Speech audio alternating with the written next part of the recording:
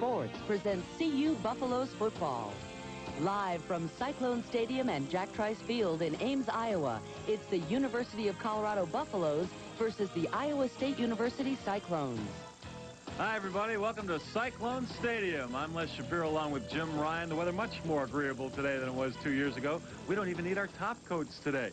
Now, the theme for CU and head coach Bill McCartney this week, win the final game of the Big 8 season, finish 7-3-1, and go to the best bowl game possible. Well, let me ask you a question. Would you rather spend Christmas in Honolulu or New Year's Eve in Jacksonville, Florida? You need an answer? Well, I know what your answer would be, but Bill McCartney's might be different. He'd rather go to Jacksonville because that's the site of the Gator Bowl. The Gator Bowl has shown a great interest in Colorado, but they must win over the Cyclones today. Hope that Oklahoma loses to Nebraska. Colorado would be ranked higher in the polls, probably get a Gator Bowl bid. If that doesn't happen, probably the most likely scenario would be the John Hancock or the Aloha Bowl. Well, if CU is going to win this game today, they're going to have to do it without All-American candidate wide receiver Michael Westbrook. Yeah, it's a shame they will be without their great wide receiver because Michael Westbrook has been suspended for one game and one game only. There was an incident at Wednesday's practice that caused Bill McCartney to take the action, but he wanted to stress that it is only a one-game suspension. Michael Westbrook will be back for any bowl game. And starting in Westbrook's place will be T.J. Cunningham. James Kidd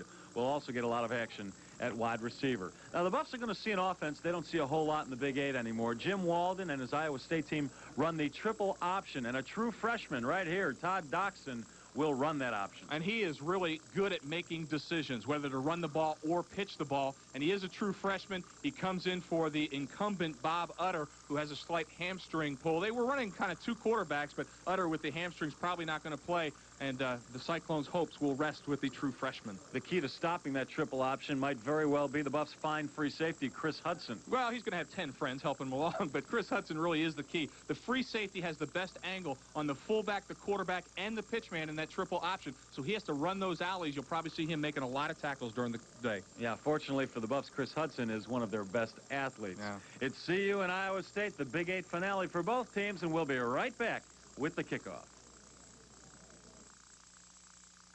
Today's game is brought to you by McDonald's, by Coors Extra Gold, by RTD and Rider Rangers, by Kaufman's Tall and Big Men's Stores, by First Federal Bank, and by Europtics. Hurry to McDonald's Holiday Film Festival, featuring the classic Charlotte's Web, unbelievably priced at just $5.99 when you buy any large sandwich. Or get the hit Ghost. Yes! Or the Addams Family. Showtime! Or Wayne's World. Just $5.99 each when you buy any large sandwich. No way. You can see these new movies at theaters and own the originals. But hurry, because these values will be gone in a flash. What you want is what you get at McDonald's today. He would not believe it. We were doing this taste challenge, Coors Extra Gold versus Bud, and this Bud drinker, Charlie, took the challenge. Nothing beats my Bud. He did it once, picked Coors Extra Gold. Twice, he picked it again. Then, he did it a third time. He was so shocked. I'll pay you $100 if we get caught drinking another Bud. You don't have to pay $100. Just pick up a six-pack of Extra Gold and get back to real beer. Darlene, the bartender, wrote up the contract. That night, someone bought him a Bud. He just pushed it away. How can you ride the bus for free? Relax on your way to work. And improve the air. Ask your company to provide EcoPass. EcoPass is RTD's reduced price annual bus pass that companies buy for their employees. With it, Rider Rangers provides a guaranteed free taxi ride home in case of an emergency. Call this number for details about EcoPass. And the guaranteed ride home. Brought to you by RTD, Rider Rangers, and News 4. Why do so many big celebrities shop at Kaufman's?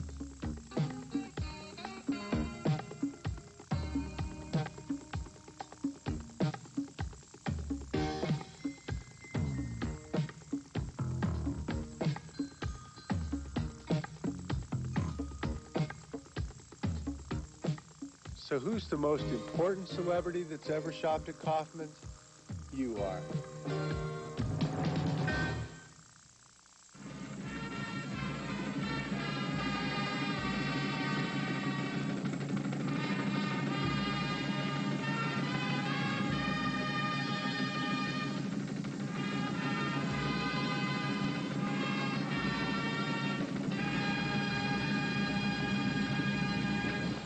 The Iowa State Marching Band finishes up its rendition of the national anthem at Jack Trice Field, a field that opened in 1975. It seats 50,000, but it's relatively empty today because the school kids are already on Thanksgiving break.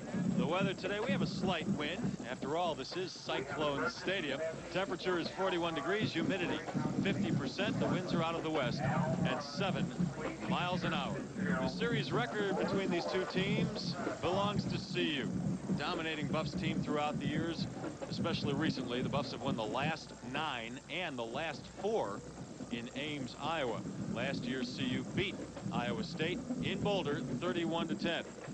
Now let's go down to the field and Mark McIntosh with a report on today's game. Thank you very much, Les. You might be able to see behind me a sparse crowd here today at Cyclone Stadium. Coach Jim Walden is under fire here, 3-7 this year. Walden, before the season, felt this might be his best Cyclones team ever. They've struggled this year, although he says they're only a couple of plays from being a 6 or 7 victory team.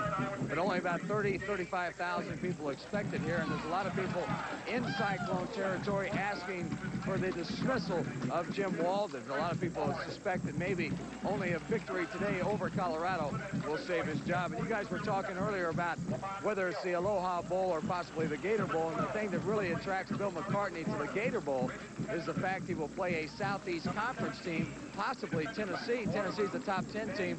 Bill McCartney wants to play the best team available. And right now it looks like possibly Tennessee might be in the Gator Bowl. Tennessee's the top 10 team. Back up to you guys. Thanks, Mark, and we'll be checking in with Mark throughout the ball game from the sidelines. Now, last week, CU steamrolled over Kansas 38-14. The Buffs amassing 598 yards total offense, most of it on the ground. Iowa State, who you see right here, held its own against Nebraska in the first half and then folded like an old card table, eventually losing to the Cornhuskers 49-17.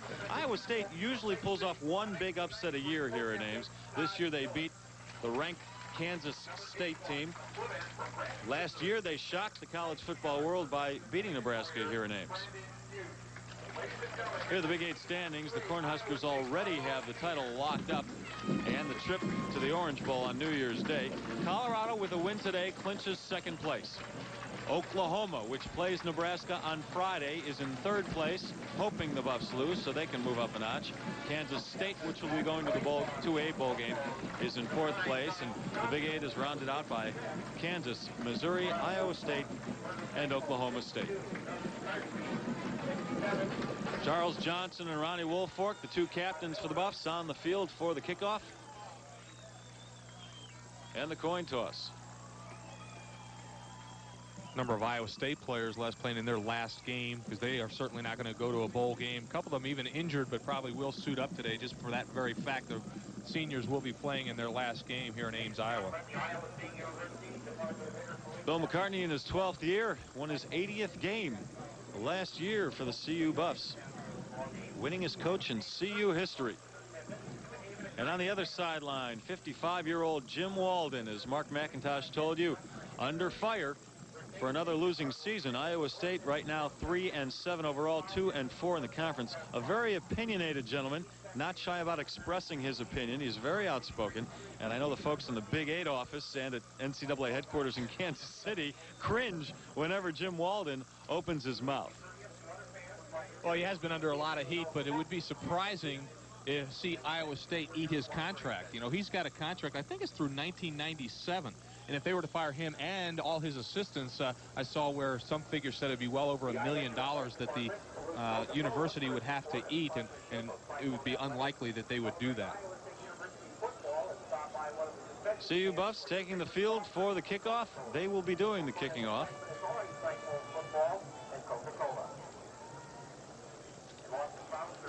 Mitch Berger, the senior out of Delta, British Columbia, right there holding the ball.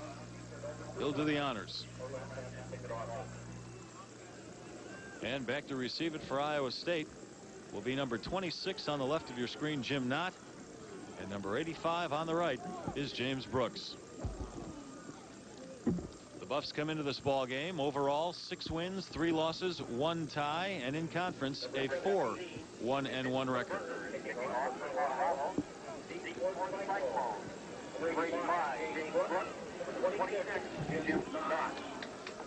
Buffs come in ranked 18th in the Associated Press poll, and that extends the school record to 79 straight weeks in the rankings. And here we go from Ames. This is Brooks letting the ball bounce. It comes out of the end zone. Iowa State falls on the ball. That ball hit them in the back of the head at the 1-yard line. That was odd. I've never seen that before. The ball bounds into the end zone and then comes out, and Iowa State has to cover it, or else the Buffs can treat it like an onside kick and recover it. Iowa State does keep it. The quarterback will be the true freshman, Todd Doxson.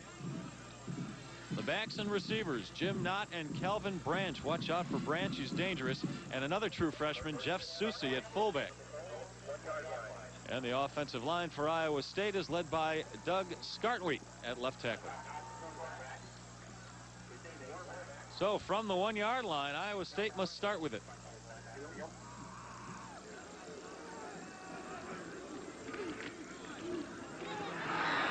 The quarterback keeper, Doxson, has room. Dalton Simmons, the only man in front of him. And Doxson picks up 45 yards on the first play from scrimmage for Iowa State. Simmons finally ran him out of bounds. What a way to start for the Iowa State Cyclones, and the freshman quarterback. Watch everybody converge on the fullback as he runs just the triple option and coming down the line of scrimmage. Look at that hole. And there's Chris Hudson. We said he's going to have to run the alleys, but he misses the tackle. And then there's no one other than Dalton Simmons about 40 yards later, about 45 yards later, finally able to knock him out of bounds. But an inauspicious way to start for the CU defense. This Doxson is a cool customer. When Bob Utter, the usual starting quarterback, went down against Nebraska last week, he stepped in and did a fine job. The ball carrier there is Calvin Branch. Let's set up the CU defense for you now. The starting 3 in front, Shannon Clavel, Kerry Hicks, and Darius Holland. And the linebackers, Rogers, Russell, Johnson, and Woolford. Defensive backs for CU are Dalton Simmons, who just made the play, Dennis Collier, Dwayne Davis, and Chris Hudson. Pick up a 5 on that last play, so it's 2nd and 5. Doxson again keeps it. Picks up 3 yards. That'll bring up 3rd and 2. Sam Rogers made the tackle. Nice play by that man, Sam Rogers. I think he may be the player that's playing the best for the Buffs on defense, as he came from the backside to make that play. Sam Rogers has impressed me over the last 5 or 6 weeks, especially in his play from the outside linebacker position.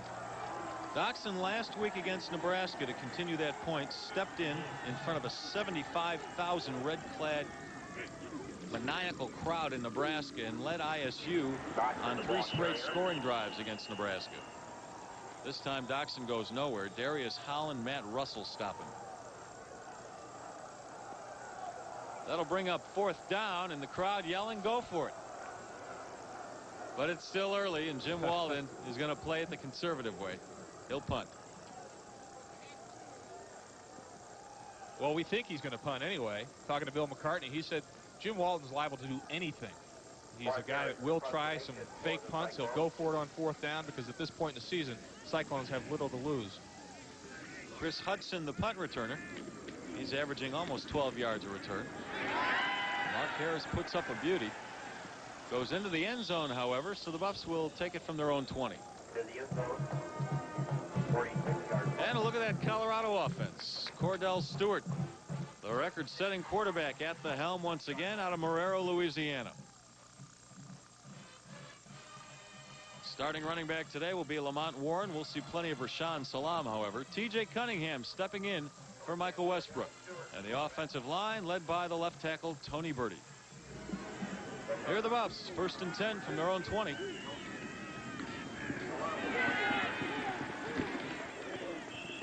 The Buffs come out running with Rashaan Salam. He picks up 7 yards. The Cyclones front 7 on defense. Schultz, Miller. A tough one. Troy Peterson and Anthony Scott, who's come on strong lately. The linebackers are Nitchie, Cole, and Lillibridge. And the defensive backs, they're playing without starting strong safety Kevin Fulton. Their leading tackler, Matt Straight, takes over that spot today. 2nd and 2 after the 8-yard pickup by Salam. This is Rashawn again. He picks up the first down. I'd expect that we see a lot of the two running backs, Warren and Salam, especially early on in this ball game, because you look at the front seven for Iowa State, and there's not a lot of strength up there. There's a couple guys that are big. That Troy Peterson that you mentioned, Les, 6'4", 290, but he's been plagued with a lot of injuries, just isn't as mobile as the Cyclones would like to see him be, and there's a good possibility that Colorado is just going to try to overpower the Cyclone defense. First down for the Buffs from their own 31.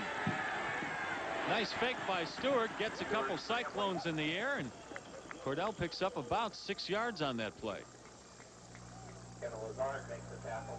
Kevin Lazard, the defensive back, makes the tackle. Cordell Stewart, #1 in all-time passing yards in CU history. Broke Steve Vogel's record 2 weeks ago. As you see, Cordell Stewart's going to roll to his left, and I think it's Marcus Allen, the linebacker. He's going to get off his feet. You see Cordell going left, and when he does the little pump fake right there, see how Marcus Allen leaves his feet? Every defensive coach will say, you've got to stay on the ground. Don't jump. Speaking of jumping, somebody did on the line there. This is Salam. Leaps his way to the 44-yard line. There are flags on the field. Kind of odd to call Marcus Allen a linebacker, isn't it? He's got a pretty good name. Marcus Allen, of course, now with the Chiefs, one of the toughest players, I believe, in the National Football League in his, 12 years in the league, 11 years in the league? Offside on the defense. Decline. First down. Terry Turlington leads today's officiating crew. We've seen him 3 out of the last 5 weeks officiating CU games, so he knows these fellas pretty well. That penalty went against Iowa State, so it's a first down for the Buffs at their own 44.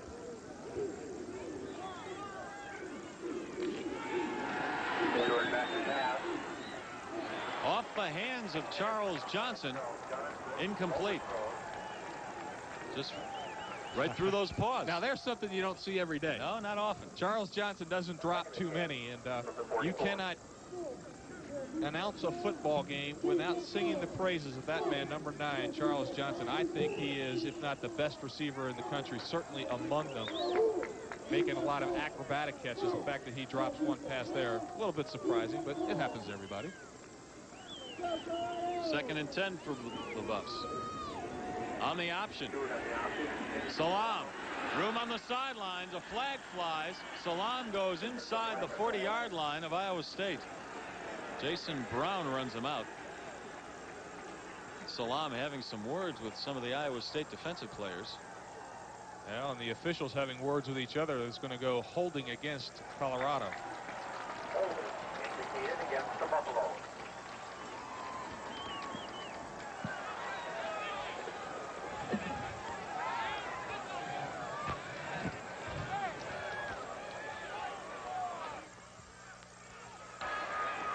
Holding on the offense. Stewart on the option foul, here. Just a 10 little yards. tight shot of him. I'm not Repeat sure where the second holding down. was. It might have been on the outside right there. Derek West on the linebacker, Jeff Cole. And I think he might have grabbed him and tackled him a little bit before Cole was able to pursue Salam. And that might have been where the call happened that got Colorado now in a long yardage situation. That's right. 2nd and 20 from their own 35. Stewart with a lot of time overthrows the intended receiver, the tight end Christian Fourier. That'll bring up 3rd and long for the Buffs. Well, you don't want to see that too often too early. Cordell Stewart missing a lot of passes. As you know, Les, if he struggles early, he has a tendency sometimes to struggle the whole game. Against Nebraska, everybody knows he went about 0 for his first 7 or so, and he starts pressing, thinking he's doing something wrong. The first pass he threw was dropped by Charles Johnson. He had it on the money. This one he overthrows. 3rd and 20. It's a small crowd, but they're into it already. Cordell on the screen to James Kidd, a real speedster. He gets it up to midfield, but the Buffs still about 4.5 yards short of the first down, and they'll have to punt. You know, one of the problems here, Jim, might be the fact this game is being played early in the morning. Yeah, Bill McCartney doesn't like that. But you see James Kidd with nice moves there. They run the little wide receiver screen that Michael Westbrook is so famous for. He runs that so well, breaks a lot of tackles. Kidd makes a nice gain, but it was so long to go for the first down. He comes up just a little bit short. Watch this young man, number 1 for Iowa State. They call him the Eel, James McMillian, one of the best punt returners in the country. He might not have a chance with this one, though. Calls for a fair catch. Ball goes through the end zone. Iowa State will have it at its own 20. We're going to take a break with 9:53 to go in the first quarter. No scores. See you in Iowa State. 51 yards on the punt. You about finished? How's it going? Great. We have a lot of good mechanics that shop at AutoZone. We also have a lot of people who just want to save some money by doing a simple job themselves, like changing their oil or putting in new plugs. They just want to come in, get what they need, and get out. Well, at AutoZone, we have parts for just about every car made. So if you know what you want, great. But if you're not quite sure about something, no problem. We'll help. After all, that's what we're here for. You know, I love it when my wife's out of town. You see, we both work and share the job of bringing up the kids. But when she's gone, I'm not only a father, I'm a mom. Now I've got twice as much to do. I've got to make the best use of my time. At least I've got help from US West, like voice messaging. Message 1. And when I'm on the road, I use my cellular phone. Brian threw my shoe out the window. Yeah, I hear you're having a half-off shoe sale. Can I buy a half a pair? And I don't want to miss important calls, so I have a US West additional line. Hello? Hi, son. A concert Saturday? Yeah, Cajun stir-fried meatballs. That sounds like what I'm making for dinner. Let's eat. No thanks. I'm calling for pizza. US West really helps me make better use of my time. Now I can relax and watch the game. Hello? Hi, honey. How's everything going? You don't want to know. What? It's the fourth quarter and my team's getting blown away. US West, making the most of your time. Early in the first quarter in Iams, Iowa, Colorado and Iowa State, 0-0. And we referred to the fact Bill McCartney doesn't like these early morning games. We started here at noon. He had to get his kids up at 6 a.m. and he says to us, have you ever had to wake up a college kid at 6 a.m.? That's 5 a.m. Colorado time, too. It's a break in the routine, and the kids aren't that used to it. Iowa State on the option. First man through takes the ball. The fullback gets a yard. Well, you're going to see a lot of that from Iowa State, too. There's a lot of made about running the option and the freshman quarterback, but what makes the option go when the quarterback is out on the perimeter and whether he keeps it or pitches it is that the defense has to respect that fullback, and they will give it to the fullback quite a bit up the middle, although they're on their 15th fullback because they've had so many injuries at Iowa State. Now the kid playing fullback now is Jeff Susi, a true freshman who started the year 5th string, playing primarily for the scout team. Last week he went for 92 yards against Nebraska. 2nd and 9. Doxson on the keeper, has a lane, cuts back. Again, Dalton Simmons is the man who has to stop him, and he finally does at the 48-yard line. Well, he is very effective when he cuts back across the field. Yeah, he really is. And this is the second time that he's had a good gainer. And you see there's a hole right there. And see Dwayne Davis and Chris Hudson, they both overrun the play, and that gives the cutback lane to Doxson. And Dwayne Davis just has to stay at home there and let Chris Hudson take the play to the right side. He's got to stay there for the cutback, and that's what really allows Doxson the long gain. This young man is quite an athlete out of Omaha, Nebraska. 75 yards rushing already. Again, the triple option, the pitch, very dangerous pitch. And Branch has run out of bounds back at the line of scrimmage. Well, you got all your backs flowing to the same way into the short side of the field. Tough to run the option when you don't have that much field to work with. You see that a lot, and I never understood why coaches call plays, especially in the option, to the short side of the field. There's no room to maneuver there. Well, a lot of times teams will, on defense, declare strength to the wide side of the field so they have an extra player over there. And the coaches want to go back to where they think they have the numbers advantage, and that would be to the short side of the field. You ever see it work? A few times, yeah. 2nd and 13 for Iowa State. From their own 45. The pitch. This is Branch. Has some room. And he is inside the Buffs' 45-yard line and very close to the first down marker. Dalton Simmons and linebacker Ted Johnson to stop. Cyclones have the Buffaloes on their heels just a little bit. There's no backs in the backfield, so the CU defense is spread way out. And you see Ronnie Woolfolk's going to take the quarterback, and the defensive backs are one-on-one with those wide receivers downfield. As those receivers run the defenders off, that's what creates a lot of room for Branch to run. On the season, Calvin Branch, the most effective runner for Iowa State, 432 yards. He's also a very good receiver. He's got 15 catches for 328 yards and 4 touchdowns. That's receiving. So they have to watch him. And talking to some of the defensive coaches for Colorado, they know that he can get deep on those play-action passes. First down for ISU at the Buffs' 42.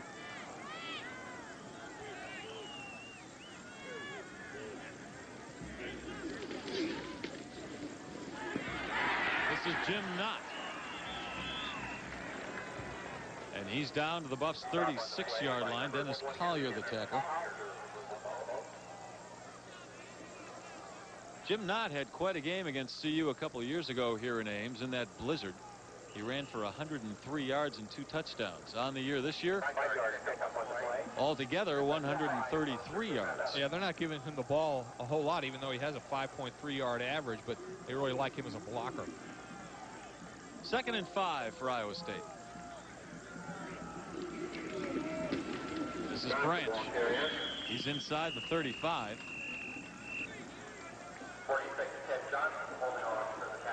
Ted Johnson makes the stop. Notice the Cyclones, I don't think they've attempted a pass yet, have they? I mean, you wouldn't expect that they're going to throw the ball very much. When we talk about Doxson at the open, he's only attempted 22 passes. He's completed half of them, but this is what Jim Walden wants to do. He wants to keep Cordell Stewart and the rest of that offensive gang for CU off the field by controlling the ball with his option. They're a very patient team. They're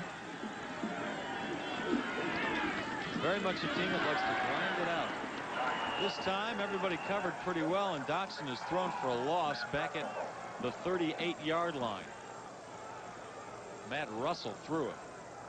And you see who makes this play. I think it's Holland there who makes the penetration, and that just buys the time for Russell and friends to come and make the play. But, you know, a lot of times it's not always the man who makes the tackle, but sometimes guys who disrupt the play are just as instrumental in stopping the play, and that time it was Darius Holland. Iowa State chooses to punt instead of attempting a 55-yard field goal. It would be against the wind, so Mark Harris, who averages almost 43 yards a punt, puts it in the air. And Chris Hudson lets it go. Iowa State will down the ball before it gets into the end zone. The Buffs will have it at their own 3-yard line. So far, Iowa State winning the battle of field territory. We'll take a break in Ames. With 20 improvements, the new 1994 Lexus ES now has a lot more in common with the Lexus LS. Like dual airbags, a multi-adjustable passenger seat, aluminum engine technology, and an electronically controlled transmission with intelligence. And you'll find that even the pricing reflects some of our best thinking. See the front-wheel drive ES at your Colorado Lexus dealer.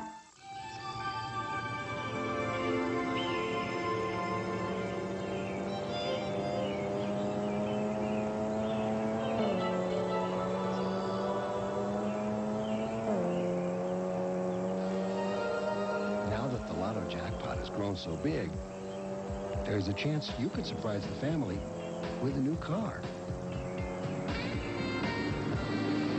Lotto, the stuff dreams are made of. One Friday night after work, one of our Coors drivers ran into these Bud sales guys. And after getting his chops busted for a little while over this claim that Bud drinkers prefer an extra gold, he said, guys, here's the time and the place. You tell me. The first salesman picked extra gold. The second one, I can't. The third one, right for the extra gold. And of course, their supervisor wanted nothing to do with this anyway. You don't have to be a Bud driver to know what's better. Coors Extra Gold. Get back to real beer. We thought really that was the proof of the pudding. 6:13 to go. First quarter in Ames, Iowa. CU and Iowa State. No score. The Buffs have the ball after the Iowa State punt at their own 3-yard line. Cordell Stewart, the junior at quarterback for CU. The Buffs throw from deep in their own territory. Charles Johnson stays on his feet. First down yardage and more. He's across the 20 to the 23.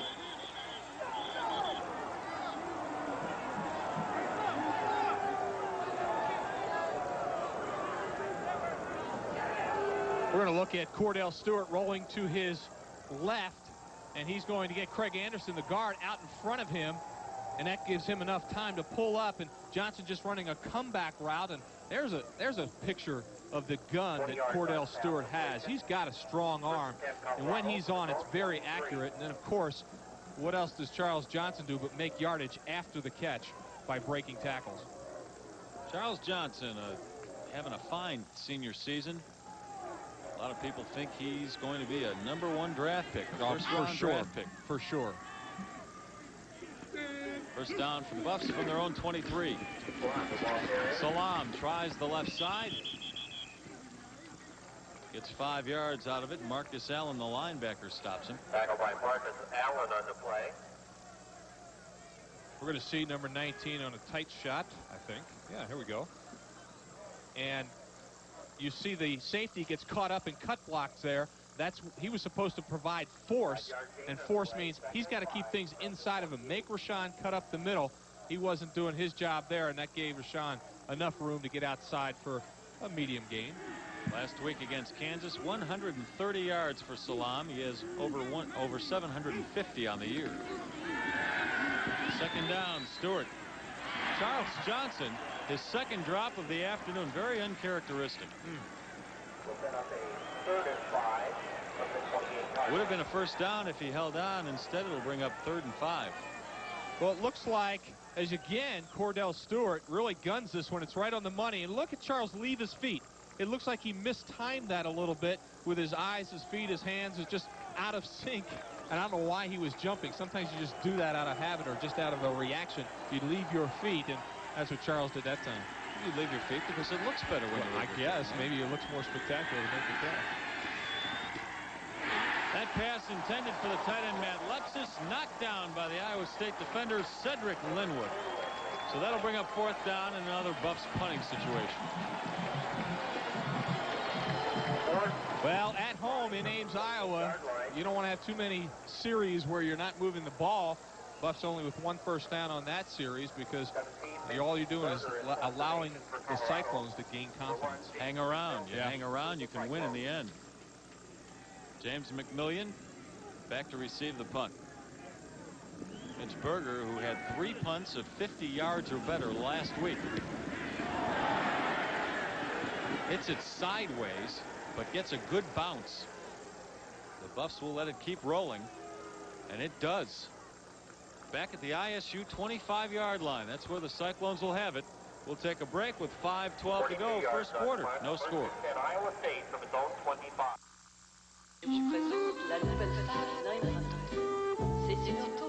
First there were the stairs, then the articles, then the waiting lists, the fan mail,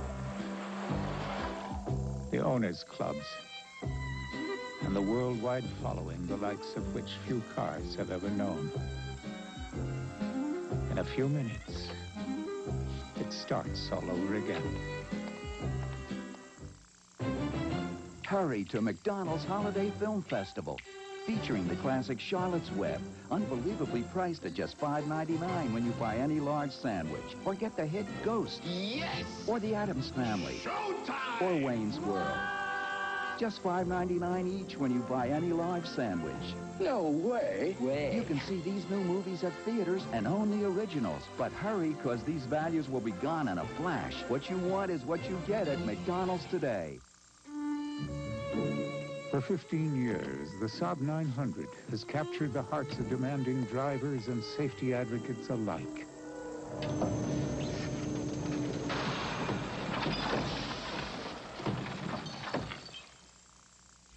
But Now it's time for a new Saab with an optional new 24-valve V6 and even better crash protection.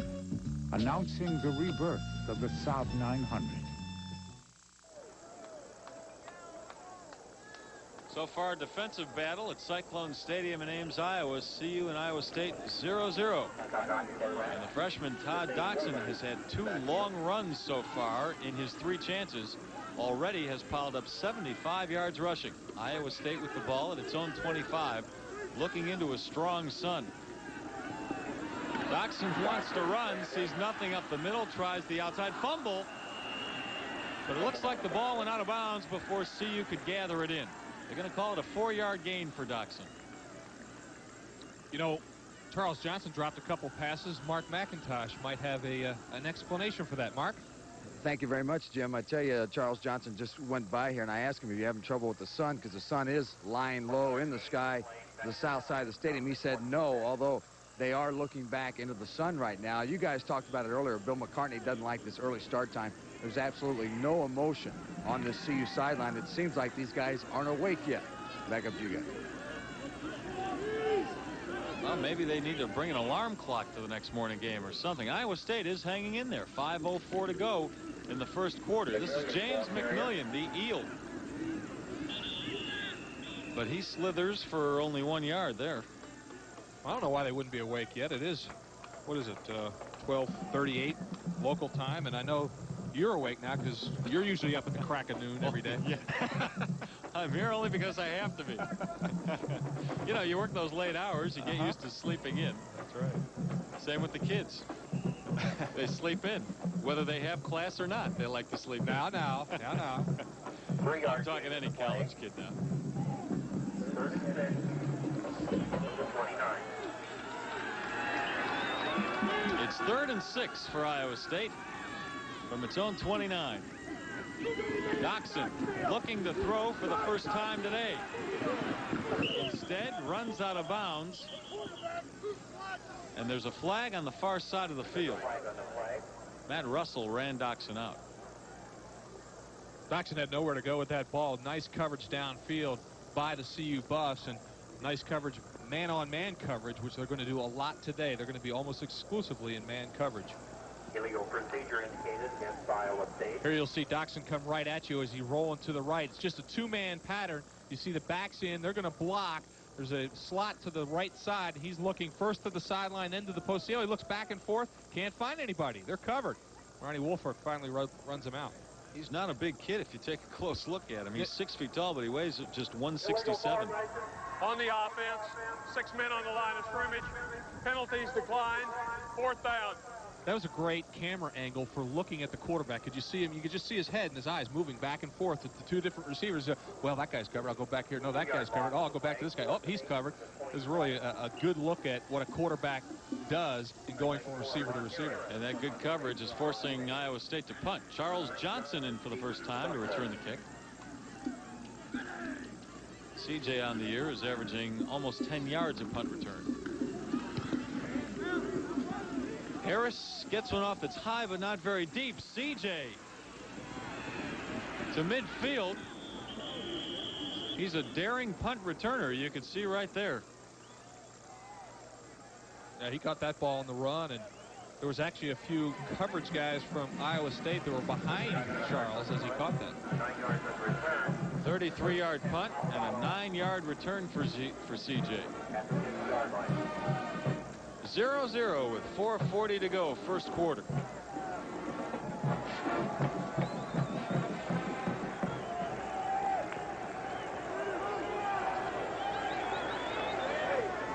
Cordell Stewart on the option. Iowa State getting a taste of its own offense. Cordell picks up about 6 yards. Cedric Linwood the tackle. Colorado running quite a few option plays already in this first quarter. One 6A high school game to tell you about last night. Cherry Creek hammered Arvada West pretty hard, 35-7. So Cherry Creek moves into the semifinals. The other 3 6A games will be played this afternoon and tonight. And of course, in a couple of weeks, we'll have the 6A high school championship game for you right here on Channel 4. 2nd and 4 for the Buffs. 1 yard before Kevin Lazard makes the stop.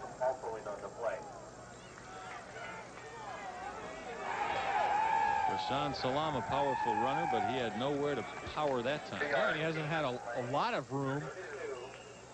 Neither has Warren, anybody who's carried the ball from the tailback position.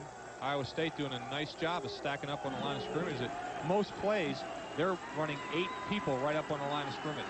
3rd and 2 for the Buffs at the Iowa State 42.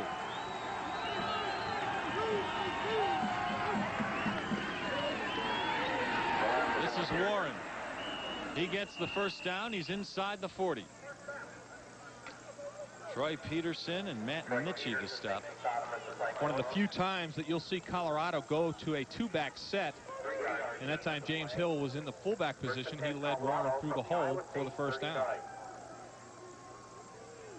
Well, Lamont Warren and Rashaan Salam really racked up the yardage last week. Warren went for 115 yards against Kansas. And we told you earlier, Salam ran for 130. Warren, the Buffs' leading rusher, with 829 yards on the year.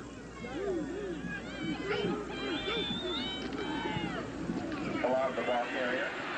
Warren evades 1 tackler, but not the 4 others that were standing right in front of him, and he's run out of bounds eventually by Marcus Allen.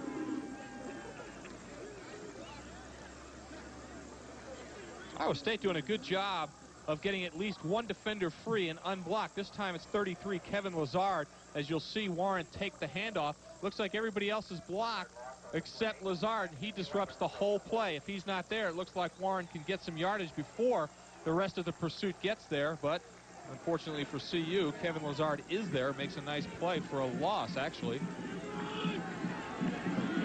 You're right, a loss of 1 yard, so it's 2nd and 11.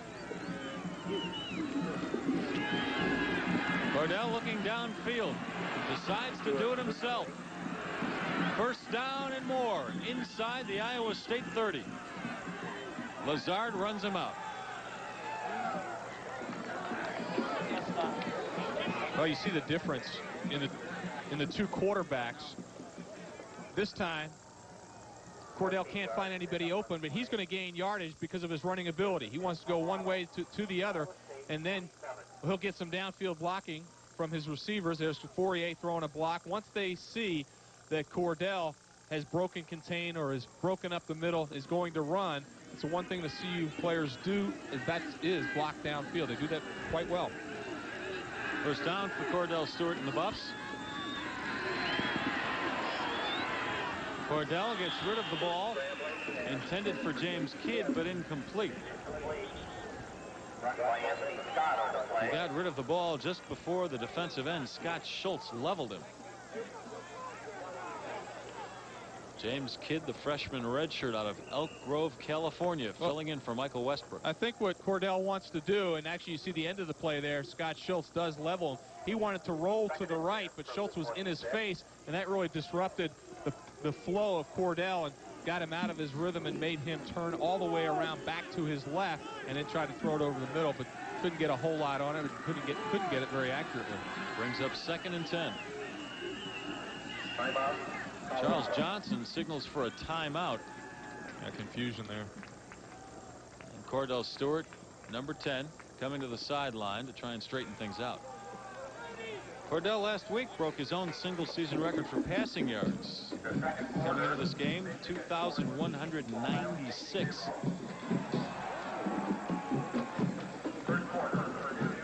Well, Buffalo Bill's coming out Sunday night, and he's doing it right here on News 4. You can see the Bill McCartney Show tomorrow night at 10:35. It's your best place for in-depth game analysis from the head Buffalo himself. Mark McIntosh and Coach McCartney will look back at today's game, plus introduce you to another CU student-athlete. They'll also make some sense out of this year's bowl picture. That's not easy. That's the Bill McCartney Show, Sunday night at 10:35, right here on News 4, the home of the CU Buffs. Oh, you could spend the whole half hour explaining the bowl coalition Well, setup. I thought that now that we have a little break in the action, you would do that for us. Go ahead.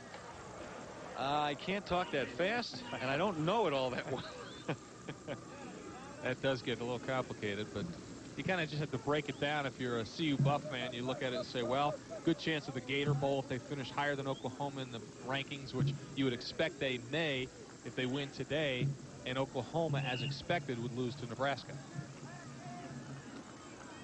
Gator Bowl has the best payout of the three choices, $1.5 million. The Hancock is $1.1 million, and the Aloha is $750 grand. So the administration here with CU wants the Gator Bowl, no doubt.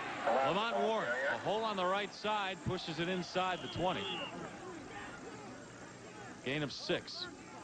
Waylon Harding, the cornerback, makes the stop. You know, the funny thing about the Aloha Bowl, they pay out $750,000, but CU Athletic Director Bill Moreau told us you end up spending about $600 or $700 grand of that just in expenses. It's so expensive to stay in the hotel there with all these kids and to eat for a week with all these kids. It comes out a wash. The kids probably don't care. They no, say, they Hawaii? It's not their money. Sure, let's go. Media says that too, don't we? Break out the hula skirt. 3rd and 4 for the Buffs. Cordell complete to Charles Johnson at the 10-yard line, and another first down for the Buffs. We're going to see Charles Johnson just run his pattern. He's going to be split out to the left, and it's just going to be a simple curl in front of the cornerback, and then he's going to go down to his knees and catch this one, and he's really concentrating there. The ball was thrown a little bit low, but CJ would normally be able to catch that and keep on his feet, but I think because he dropped too earlier, he was just concentrating on catching the football. Buffs all-time leader in receiving yards. Tack down a few more right there. First down for the Buffs. Lamont Warren tries the middle. Gives it a good push down to the 6-yard line. A gain of 4. Let's go down to the sideline and Mark McIntosh. Thanks, Les. Adding to what you guys are talking about, the bowl possibilities. Once again, the Gator Bowl, like you guys talked about, pays more money. Plus, it would give them a chance to play the best team available. If they go to the Hancock Bowl, in all likelihood, they're going to play a team from the Southwest Conference that's unranked, whereas if they go to the Gator Bowl, they got a chance to play a top 10 team in this season on a good note, possibly with a victory over a top 10 team. Up to you guys. Yeah, Bill McCartney feels if you play against a good team, you get better exposure. That's why he liked the Blockbuster a few years ago against Alabama. The Blockbuster, not a high-profile game, but Alabama is a high-profile team, and the more kids that watch you, the more kids that are likely to know about your program and possibly come to your school. Less than a minute to go, first quarter. The Buffs knocking on the door at the 4-yard line.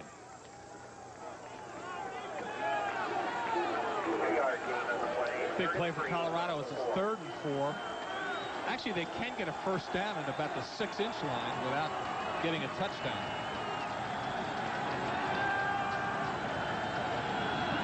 Buffs going to a 2 running back set right now. James Hill is the fullback, Lamont Warren the deep back. And it goes to Warren. He's tripped up quickly at about the 3. That'll bring up 4th down. And Mitch Berger already coming onto the field for the Buffs. Looks like they'll go for the field goal. Well, they're calling him back. They're saying, you wait here, Mitch. We may want to go for this. What do you think? You go for the field goal or the touchdown? I think you kick the field goal. Actually, it's going to be the end of the quarter, so they have some time to decide. I think you kick the field goal. It's early in the game. There's no necessary reason to go for the touchdown right now. I agree. Neither team has scored so far, so 3 points would look pretty good. We're at the end of the first quarter, 0-0. Announcing the lowest lease rate ever on America's #1 selling trucks. Ford F-Series pickups, 4x2s, 4x4s, regular cabs, super cabs, all equipped with rear anti-lock brakes and driver's side airbags standard. Drive home your F-Series starting at only $169 a month for just 24 months. America's #1 truck starting at just $169 a month. Hurry, this offer won't last. So if you're thinking the best deal on the best trucks, think Ford first. Why do so many big celebrities shop at Kaufman's?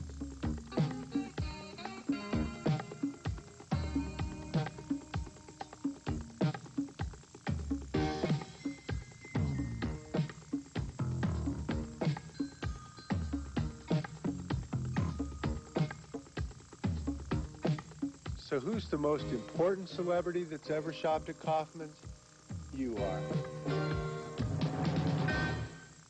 Hey, football lovers, it's the video coupon. Call Pizza Hut now during this News 4 Sports presentation and order your Cheese Lovers Plus pizza. 2 medium Cheese Lovers Plus pizzas loaded with cheese, specially priced $12.99. Call now during this News 4 program because when it's over, so is this offer.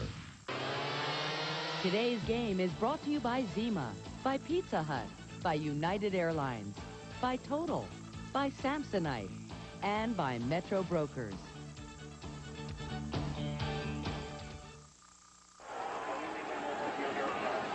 Les Shapiro and Jim Ryan with you in Ames, Iowa to start the second quarter. CU and Iowa State, no score.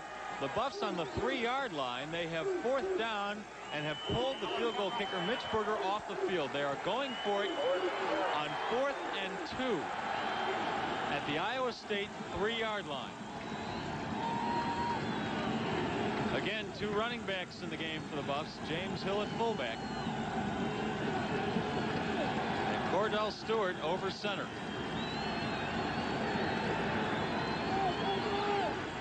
This is Warren, touchdown, CU, the right choice.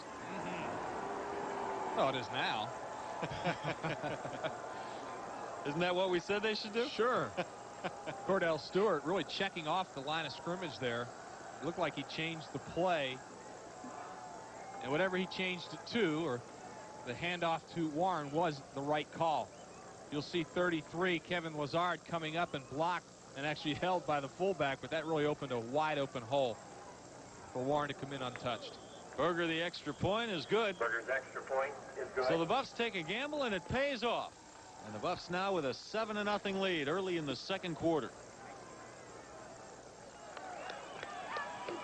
Chip the Buffalo made the trip. Is he going to go do some push-ups then? What was that? Let's go down to the sideline and Mark McIntosh. Mark? As you guys suspected, Cordell Stewart did, in fact, check off on that play. The original call was a sweep to the outside with Lamont Warren, but Cordell saw the defense the Cyclones were in, checked off, changed the play, went inside, and scored a touchdown. And Cordell's right here with a big smile on his face. He got the Buffs in the end zone. Back up to you guys. We're going to look at another angle from the backside. You see Hill with the block, and you see there's a lot of Iowa State defenders to the outside, which would have prevented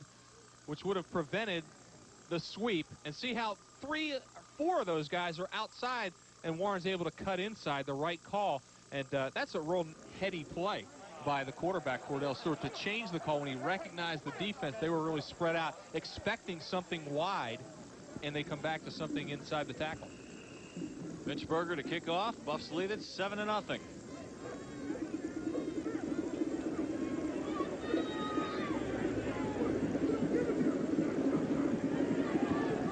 He looks like he tripped and gets off a squibber.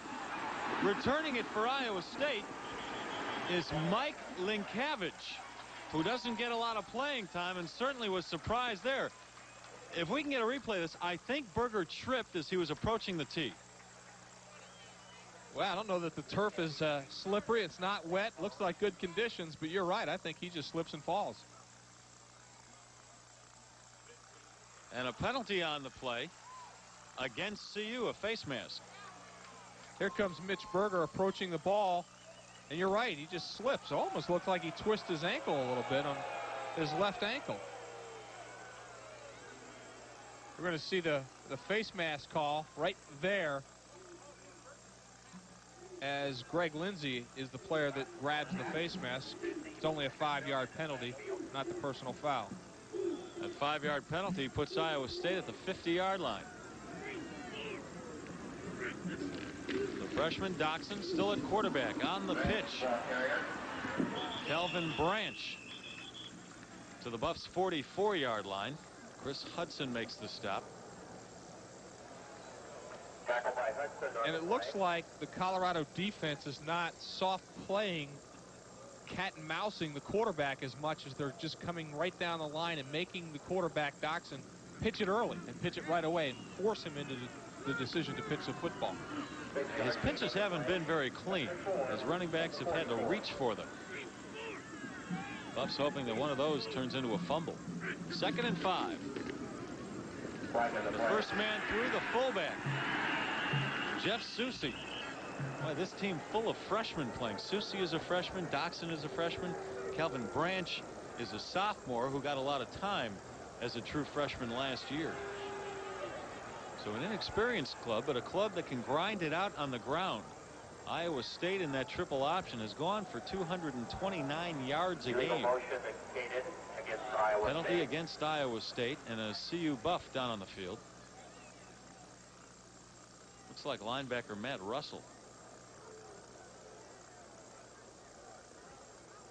Speaking of freshmen, he's a freshman redshirt out of Fairview Heights, Illinois.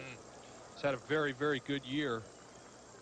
Got a couple sacks on the year. Very good, very sure tackler. Matt Russell actually ended up injured, beating out John Knutson during the season. They had a battle going during the preseason, and Knutson had won it, but then Matt Russell kind of won the job back at midseason. Well, knowing this kid and how tough he is, he'll get a look at and then come right back onto the field in a couple plays. Jim Walden in his 7th year at Iowa State.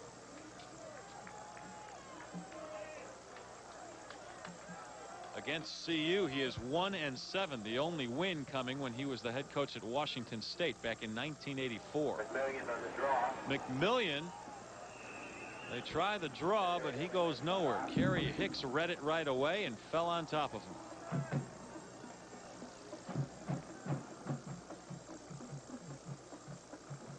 Cyclones try a little misdirection.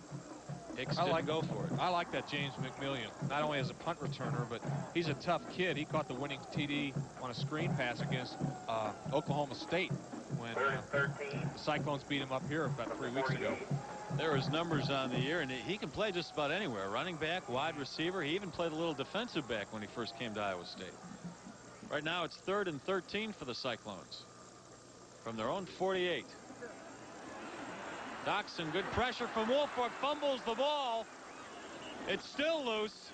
No, they're calling it down. They're saying the ground caused the fumble, so Doxson is down just across midfield, and he's also down with an injury. Doxson is injured on the play. We'll see Doxson. He's got all his receivers out. There's nobody in the backfield. He wants a quick throw. He can't get it. Another good coverage, or good coverage again. And that ball was not knocked out by Woolfolk. It was his own knee that knocked that ball out. He took a shot to the head there, and I'm wondering if it's not a head injury. Watch Doxson. He wants to go real quickly on a 3-step drop. It's covered. It's covered. He's trying to find somebody, and then he just avoids Woolfolk right there. But right there, the ball just slips out of his hand. He's able to recover it and then takes the shot. He's up on his feet going to the sideline, and now Iowa State has a tough choice to make. They're going to punt here, but once they get the ball back, Jim Walden has to decide whether to put in the junior, Bob Utter, who's nursing a strained hamstring, or a kid who hasn't played at all this year, Jeff St. Clair, a freshman. We'll see what they do once they get the ball back. Right now, Charles Johnson set to receive the punt from Mark Harris. It's a beauty right down the middle of the field. CJ lets it drop. The smart move. It goes into the end zone, and a penalty flag is down. The CU kid's not very happy about it. The flag flew where there were a host of white jerseys and no Cyclones, so my guess would be it's against CU.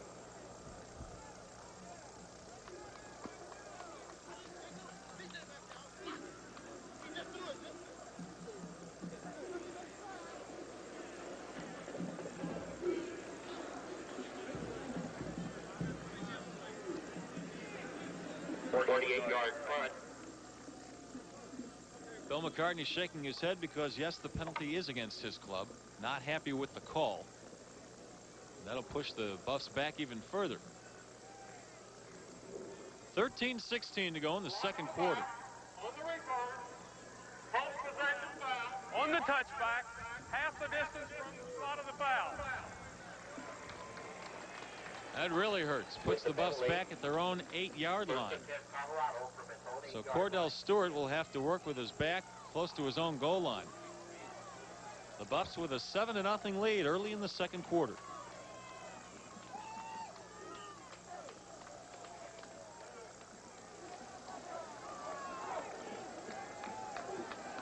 CU with the 7th leading offense in the nation, 7th best, averaging 475 yards a game. They have their work cut out for them right here. Warren, the ball carrier. Lamont Warren across the 10 up to the 13-yard line. Matt Nitschke, the linebacker, the tackle.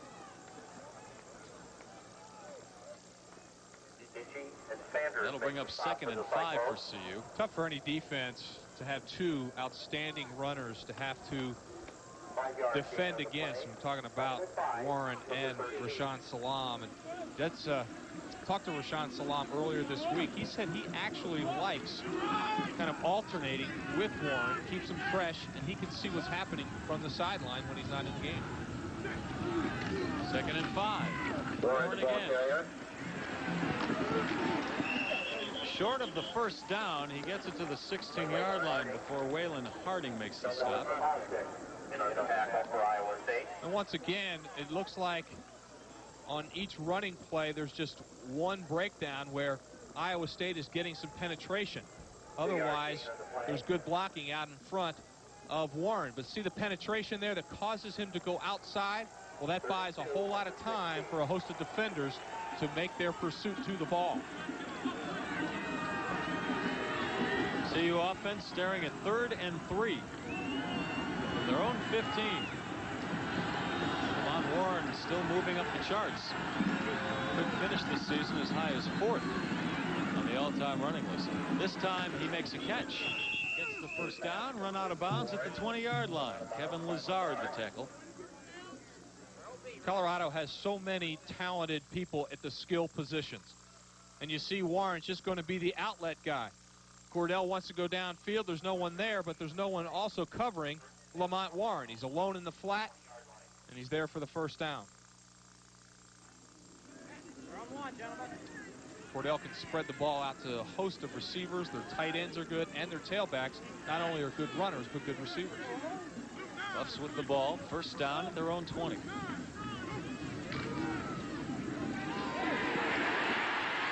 Stewart escapes the rush. Escapes it again. And throws the ball out of bounds.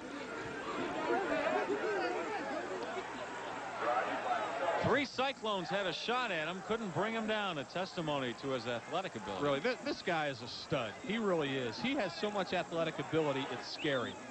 Now watch what he does. They leave somebody unblocked as he's just going to try to bootleg away from the play action.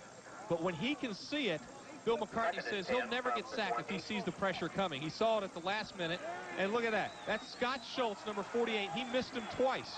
He's got to be shaking his head. He had his hands on Cordell 2 different times, couldn't bring him down. The best play for no gain we've seen in a long time. 2nd and 10. Cordell keeps on the option. First down and more. Across the 35 and run out of bounds at the 39-yard line. Linwood and Hall make the tackle for Iowa State. Watch what Cordell Stewart does to Kevin Lazard on this option. He's just going to reverse pivot out of there. He's got Lamont Warren. And he's going to fake the pitch. And see number 33, Kevin Lazard. He goes for the fake, and that opens up the alley for Cordell to make the run. Like I said, that guy's a stud.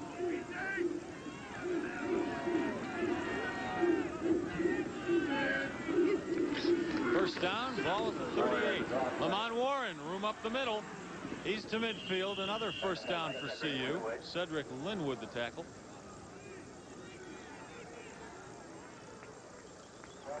Now we're looking at the last 3 plays. The talent of Colorado just taking over.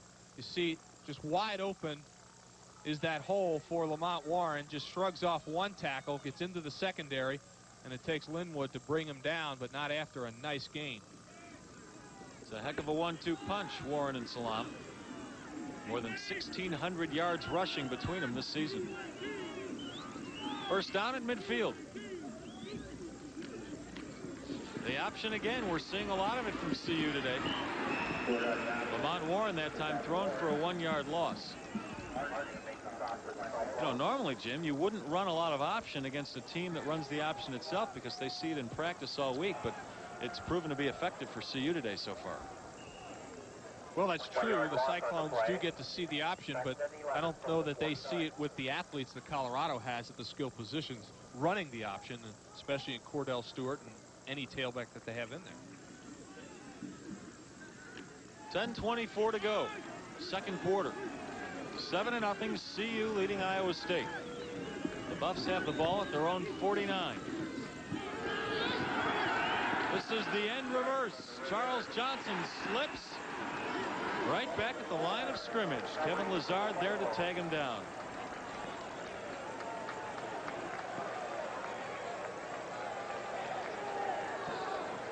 Nice play by Kevin Lazard, number 33 from Iowa State. You see the reverse pivot. It's a reverse all the way. And actually, Charles has to wait for the ball for a second, and then as he tries to make his cut, Lazard is all over him, and Lazard had beaten the block of Derek West, who was trying to get out in front of Charles and lead that reverse. That should say 3rd and 11 for the Buffs, not 3rd and 9. Cordell Stewart, the deep drop back, the pass complete to James Kidd for the first down. A big play for the Buffs, and they're down to the Iowa State 32-yard line. What makes this play go is nice protection for Cordell Stewart. And Iowa State on a 3rd and 11 is just going to play a little zone, and Cordell has time to find Kidd getting behind the linebacker in front of the safety and makes a nice diving catch. James Kidd came into this game with just 3 catches. He's normally the backup to Charles Johnson, but with Michael Westbrook suspended one game, Kidd and Cunningham are getting a lot of work at the other wideout position. The option to the short side of the field, maybe a yard for Cordell Stewart. Jeff Cole, the middle linebacker, the stop. Jeff Cole's the do-all guy for the Cyclones, isn't he? He's got an interception, he's got sacks, he's their second leading tackler. He actually had 2 sacks in the game against Colorado a year ago. That's number 46, Cole, for the Cyclones.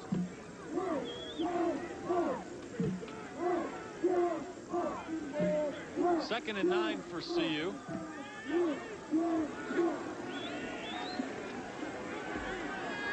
We're at the Iowa State 31. Stay on the ground, Lamont Warren. He's inside the 30, picked up about 4 yards on that play. Along with Sheldon Nepacek, the tackle. Well, it pretty much seems like Colorado, Les, has come out in this game saying we're just going to run the football and only throw it when we have to. You know what that tells you? They feel they just simply have better talent than Iowa State, and they can run it down their throat.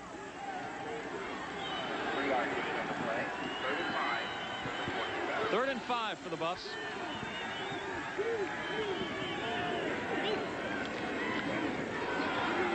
Warren again. Very close to the first down. Looks to me like he got it, Jimmy. I think he did too, and made a nice nifty move to get around Jeff Cole. Cole ended up making the tackle, but if he had gotten a clean hit on Warren when he wanted to, it certainly would have been short of the first down.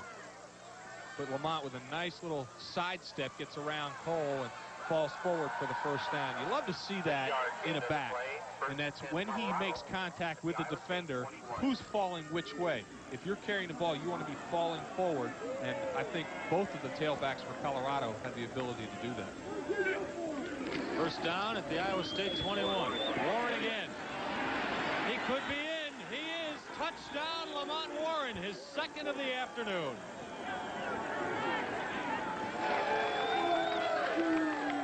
Boy, what a great move as he came out of the backfield to avoid one tackler. He made the great move coming out, and watch Les at the end of this play.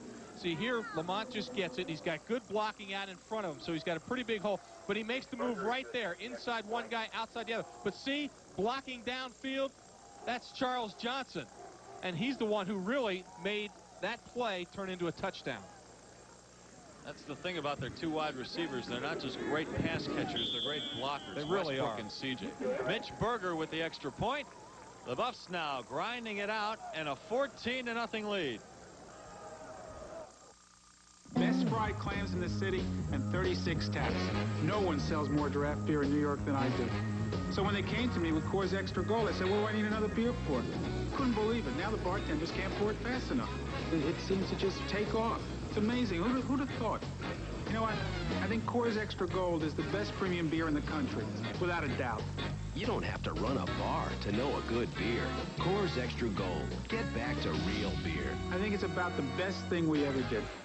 I ordered pepperoni and onions on this pizza. I can't taste them. I can't even see them. They're just cut small. Small? So small they can't be seen by the naked eye. That small? That's small. Looking for really big toppings? Now you can find them at Pizza Hut. Introducing the new Chunky Style Pizza. It's got big chunks of meat and vegetables for taste you can actually see. Hey, I don't believe it. I see one. Where? Hey. Just kidding. Want big toppings? Check out the new Chunky Style Pizza from Pizza Hut. Try the Pizza Hut all-you-can-eat lunch buffet for $3.99.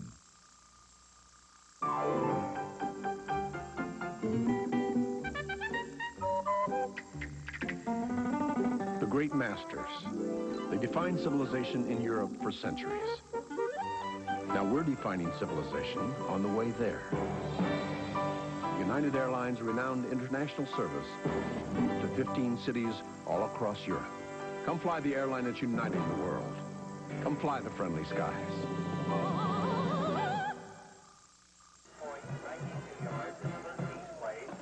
We're halfway through the second quarter. Colorado just put it in the end zone one more time to take a 14-0 lead over Iowa State. Mitch Berger getting set to kick off. And back to receive it for Iowa State. Number 26 on the left is Jim Knott. And on the right is 85, James Brooks.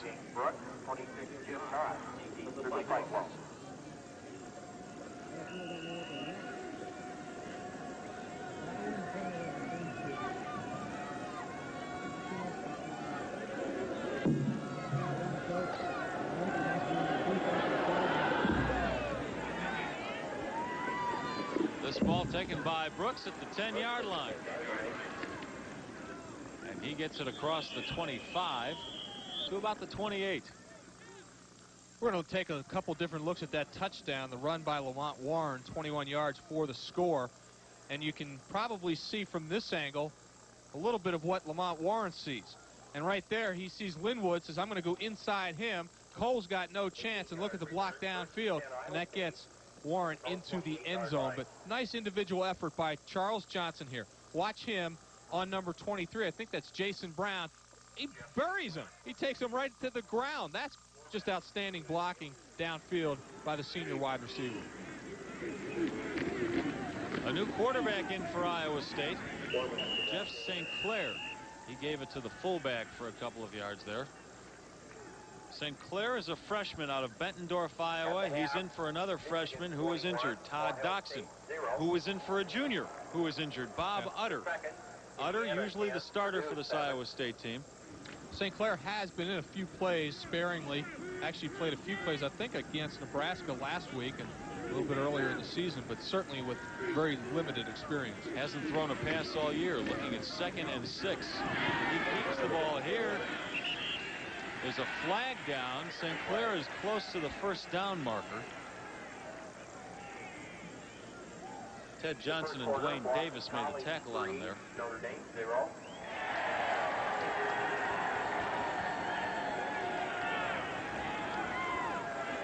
A face mask call against the Buffs. And if Iowa State didn't have the first down on that run, they'll get it by a penalty. Incidental face mask, 5 yards, first down.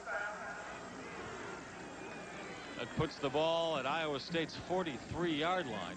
Cyclones have always been able to move the ball pretty well offensively. Jim Walden, always known as an offensive coach, also known, his trademark has been upsets, even when he was at Washington State. Bill McCartney has called Jim Walden an offensive genius. I don't know if he was being sarcastic. He wasn't smiling when he said that. First down for ISU at its own 43. First man through is the fullback, Hussein Warmack. A nice gain. Warmack's been like a ping pong ball the way he's bounced back between fullback and tight end. They've moved him about 3 or 4 times because they've had so many injuries at fullback. Hussein Warmack now playing there and makes a nice run and actually just about ran over Ted Johnson. Ted was able to hold on for the tackle. And picked up 8 yards on that play. It's 2nd and 2. Iowa State inside CU territory now. The pitch. And another first down for Iowa State. That's Graston Norris, his first carry of the afternoon. Chris Hudson knocked him out. We'll look at this from the end zone, and you're going to see the outside linebacker, Rogers, is going to collapse on the quarterback, forcing him to pitch it. And then what makes this play go is, look, Dalton Simmons gets cut down, the cornerback, and that just opens up a lot of green grass, or a lot of green fake grass for Norris. Norris is a sophomore out of Houston. They go to a lot of kids in this offense. They have 9 different players that have scored rushing the football. That time they try the middle again with Warmack. He gets nowhere. They got nowhere because Matt Russell back in the ball game and Ted Johnson make the stop. They really do spread the ball a lot. Spread the ball out a lot on the ISU offense. So many guys have carried the ball. Like I say, 9 different players have scored rushing the football. That just shows you they're getting a lot of personnel into the game. 2nd and 11 after a loss of 1 on that last play.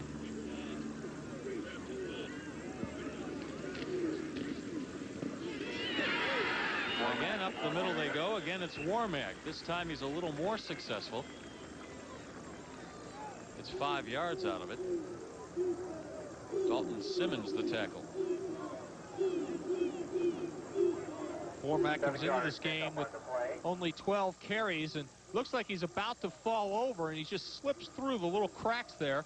Makes a nice just sidestep to the outside that got him through the hole in a nice gain. Running pretty well considering he was out all last season with a knee injury. 3rd and 4.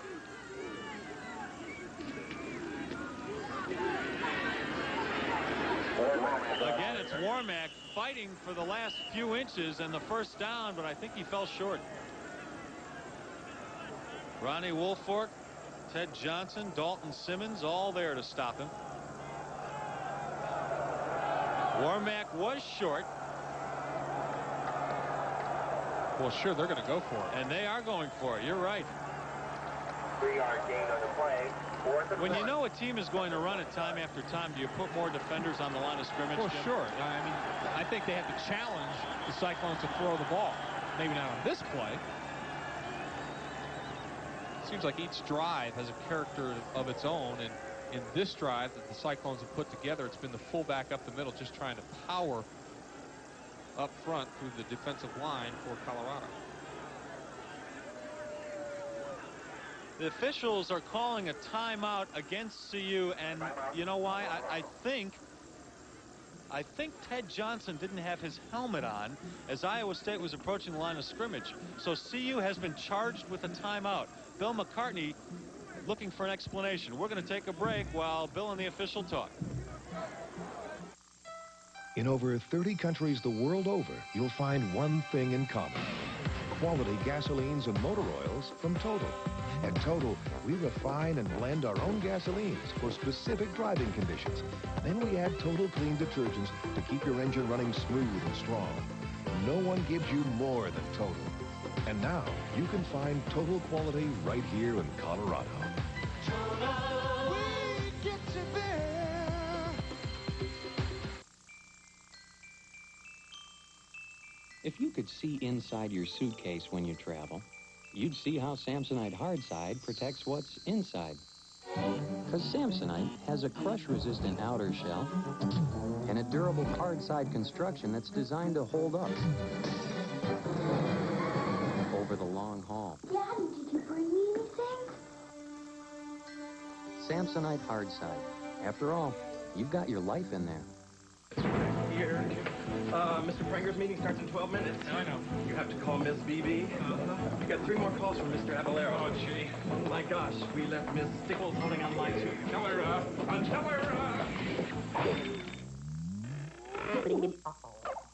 Pinched for time? U.S. West Cellular can help. Call 1-800-BUY-TIME. Can I call someone for you?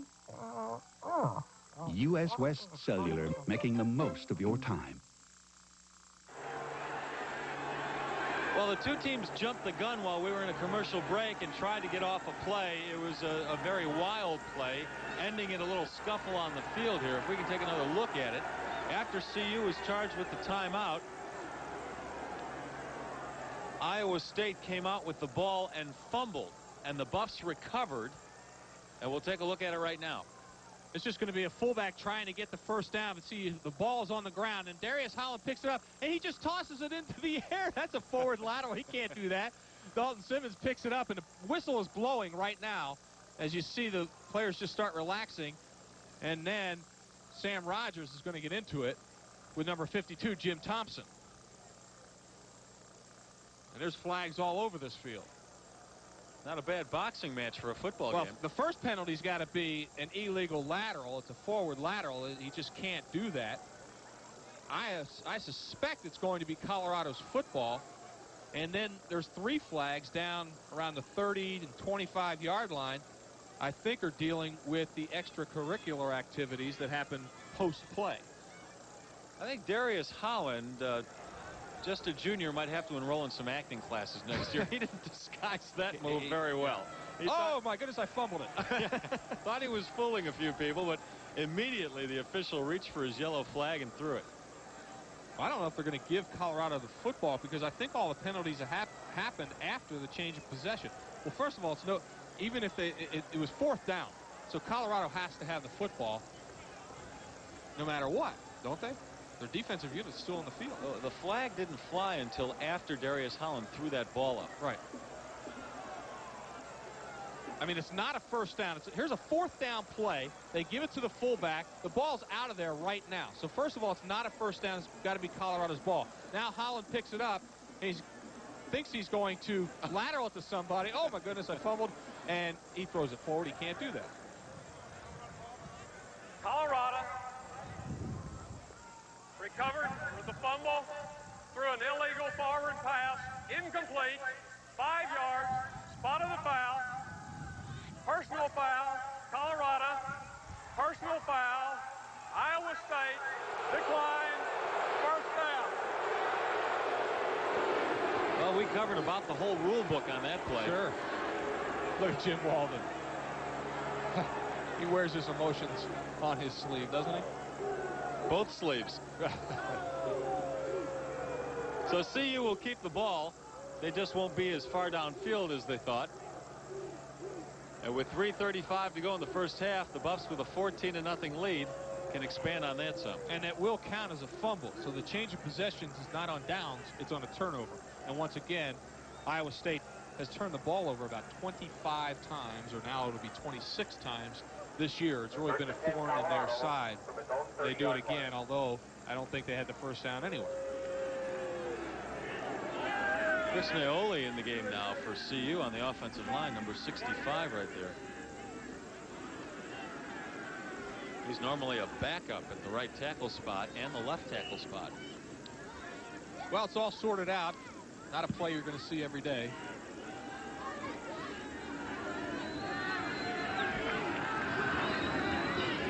First down for the Buffs at their own 30. This is Salam, gets 3 yards. I don't know that Colorado has thrown a first down pass all day. They might have thrown a first down to open the game. James Kidd caught that ball in Iowa State territory. But it really looks like they're going run, pass. It's a run-oriented game plan that is really implementing the pass only when necessary. 2nd and 7 or 8 may be necessary right now. 2nd and 7. 8 people on the ground. Rashaan Salam stopped immediately as soon as he took that handoff. No gain. Jeff Cole gets credit for the tackle, but somebody else bumped him in the shoulder and stopped him cold. That's exactly right. It was Troy Peterson, 6'4", 290 pounds. Now he's going up against Brian Stoltenberg, who's 6'2", 260. Watch right in the middle of your screen. Should be number 70, who is going to beat Stoltenberg. And see, he just disrupts the play. And that's very difficult for Brian at only 6'2", 260. The handle guy 6'4", 290. Here you see kind of a ground level, and that's what disrupts the play. Troy Peterson is the kid Bill McCartney is most worried about in this Iowa State defense. He calls him a load. Officials timeout right before the snap. I'm not so sure the play clock didn't expire.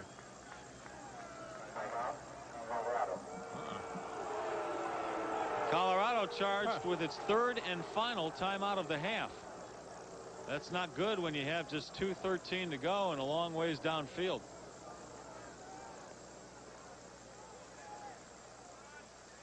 Well, while they're taking a break on the field, we'll take one also. 14-0. See you. How can you ride the bus for free? Relax on your way to work. And improve the air. Ask your company to provide EcoPass. EcoPass is RTD's reduced price annual bus pass that companies buy for their employees. With it, Rider Rangers provides a guaranteed free taxi ride home in case of an emergency. Call this number for details about EcoPass. And the guaranteed ride home. Brought to you by RTD, Rider Rangers, and News 4. Dear Midas, after getting an outrageous estimate at my dealer, I came back to your shop. Your mechanics, John, Jim, Ron, Robert, gave me a free estimate, stayed late to finish the job, and even pointed out that my brake pads were under warranty, saving me a lot. I was so thankful for not being taken advantage of. I bought them all lunch the next day. Thank you, Sarah Acco.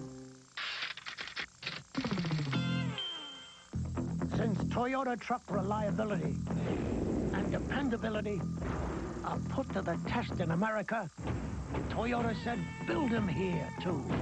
You know what? Most are. But the ultimate test is right here. Toyota 100,000-mile storage, over 60,000 of them, and more coming every day. Toyota trucks, the reliability's built in. Toyota trucks. You just gotta love them. Back in Ames, Iowa, the Buffs ahead by 2 touchdowns. They came into the game a 15, 16-point favorite, depending on what Las Vegas line you look at. 2:13 to go, first half. Buffs with the ball at their own 32, and no timeouts left.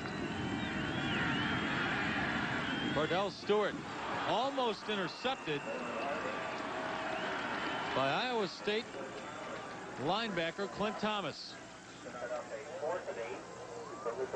And he's not very happy with himself. Right through his hands. Yeah, he didn't make a good decision to throw that ball. Charles Johnson was covered very well. Clint Thomas just dropping back from his linebacker position makes the play. Pittsburgher to punt. James McMillian to receive. Well, last year McMillian averaged 18.5 yards on the punt. The punt return team. He was second in the nation. Flag down on the field. James Hill makes the tackle on McMillian. And another fight.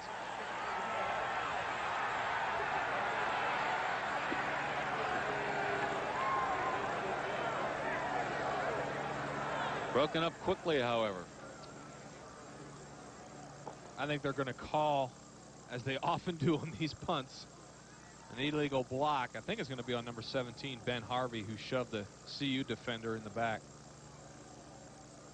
That's exactly what it is. So Iowa State will be pushed back a few more yards with 1:57 to go in the first half. Iowa State has all 3 of its timeouts. On the return, 10 yards, spot of the foul, first down. Well, you don't know if it's going to come into play, but it kind of reminds you of last week's Broncos game when they burned 3 timeouts and then had nothing left at the end of the first half and couldn't get a score on the board when they had good field positions, should have been able to get a field goal, and it really came back to haunt them, talking about the Broncos. I don't think that it'll come down to that with the CU Buffs today, but you just never know. No, it's possible if they hold Iowa State, they could get the ball back. From their own 18, the Cyclones. They keep it on the ground. This is Jeff Susi, the freshman fullback. He's across the 20. Shannon Clavel makes the tackle. Well, now we see what kind of passing game Iowa State has, because with 1:45 to go and the clock winding down, if Iowa State wants a chance at putting some points on the board, they're going to have to go to the air. And they have the wind behind them right now, Jim. And that is a key, you would think, although they're huddling and they're not looking like they're especially in a hurry.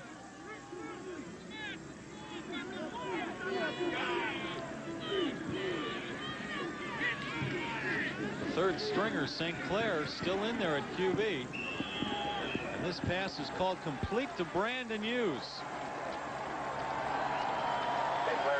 There's a sight you don't see very often, and that's why the crowd is cheering. Iowa State completed a pass. I think it's the first completion. You're going to see Sinclair roll to his left and just pull up, and then he hits a wide open Hughes. Colorado just playing a little zone here at the end of the half. They're playing a lot of man-to-man against that wishbone, leaving their corners out on an island, but with just a minute and 2 and the clock running, they're going to play a little bit more zone, give those cornerbacks some help. St. Clair wants to throw again. Pushes the ball to his wideout Hughes again. And another completion. This is a cynical crowd, isn't it? Every time they complete a pass, the Iowa State crowd goes crazy. Again, a rollout. You're not going to see a whole lot of drop back from a wishbone team. A nice block there to buy Sinclair a little bit of time. And just before he gets hit, he just makes a short completion. And in college football, just 1 foot has to be down, and McMillian has it down. 54 seconds to go, first half. 2nd and 3. This time, Matt Russell gets to St. Clair. Ball is loose. Iowa State has the ball. Close to a first down. About a yard short of the first down. They're cheering again. They think that's a completion. A forward fumble. At Iowa State, that's success. Matt Russell's going to come up the middle on the blitz, number 16, from the left inside linebacker position. And right here, he's going to cause the fumble. And where'd that ball come from? I don't know. It looked like he was down, though. Yeah, I think he was. But it pops up in the air. McMillian comes up with it. Officials are going for the pop-up, and they're marking it where the Iowa State lineman recovered the ball and downed it.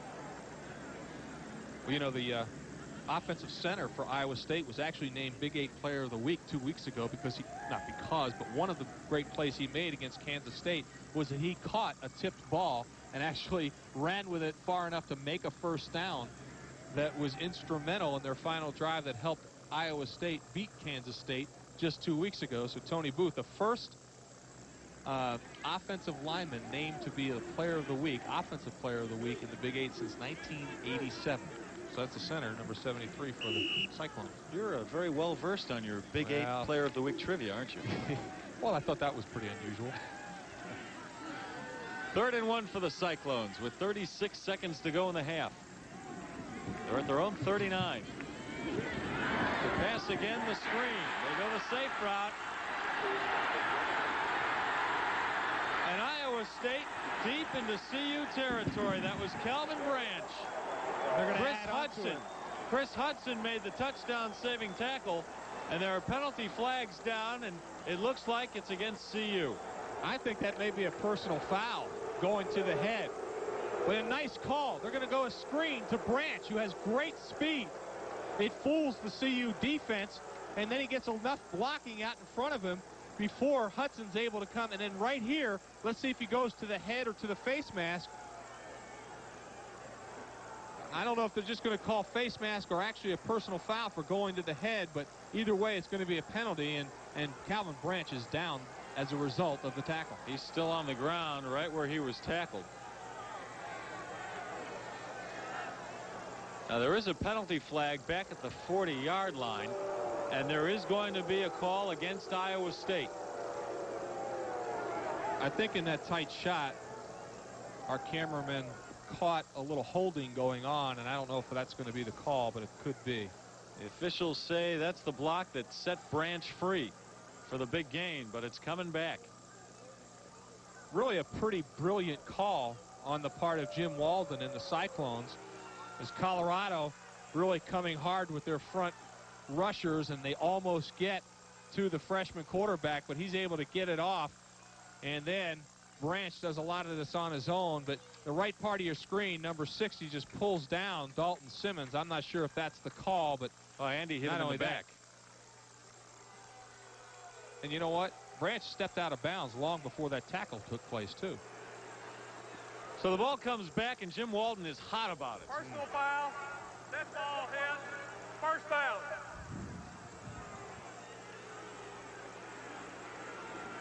Say that again.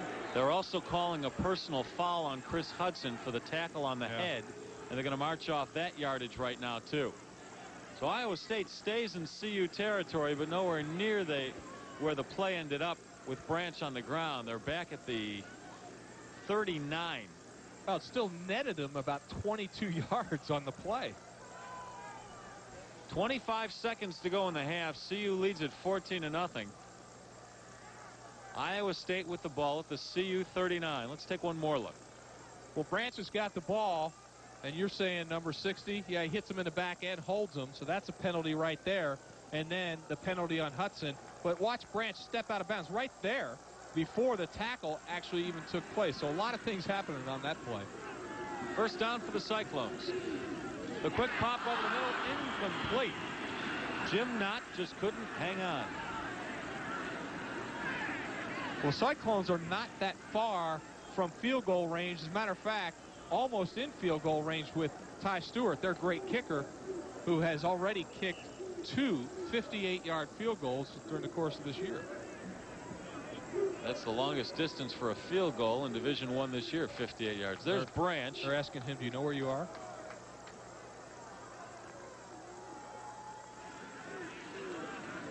Second and 10. St. Clair gets rid of it to McMillian. Ted Johnson would not let him cut back to the sideline. And that's an important play because now it takes the Cyclones out of field goal range. Whereas on the 39-yard line, you were looking at a 56-yard field goal with the wind, certainly within Stewart's range. Now you're looking at about a 64-yard field goal. I don't know if Superman could do that. Well, Superman maybe. You think? Ty Stewart, no. Well, he's got pretty good range.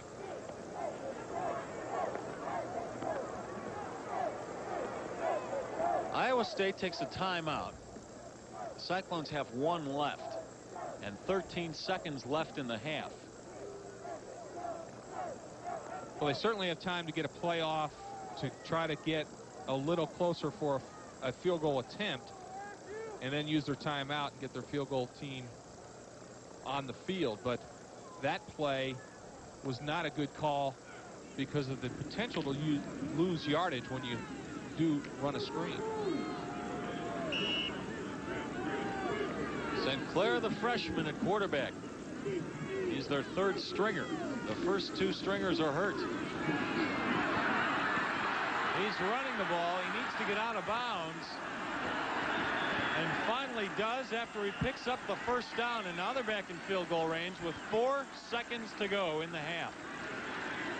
And Ty Stewart is coming out right now for the attempt. Well, Colorado's just throwing everything at the freshman. You see Ted Johnson came up the middle, but because they were on the blitz, once he broke contain and broke out into the clear, there's nobody there until he can get out of bounds. And now, as you say, well within field goal range. And there's Ted Johnson coming upfield just a little too much, and he gets around Shannon Clavel. The freshman almost had brain lock. He almost tried to turn it back to the middle of the field, and if he did, the clock would have run out. Instead, he got out of bounds, and it gives Ty Stewart time to attempt a 47-yard field goal with the wind behind him.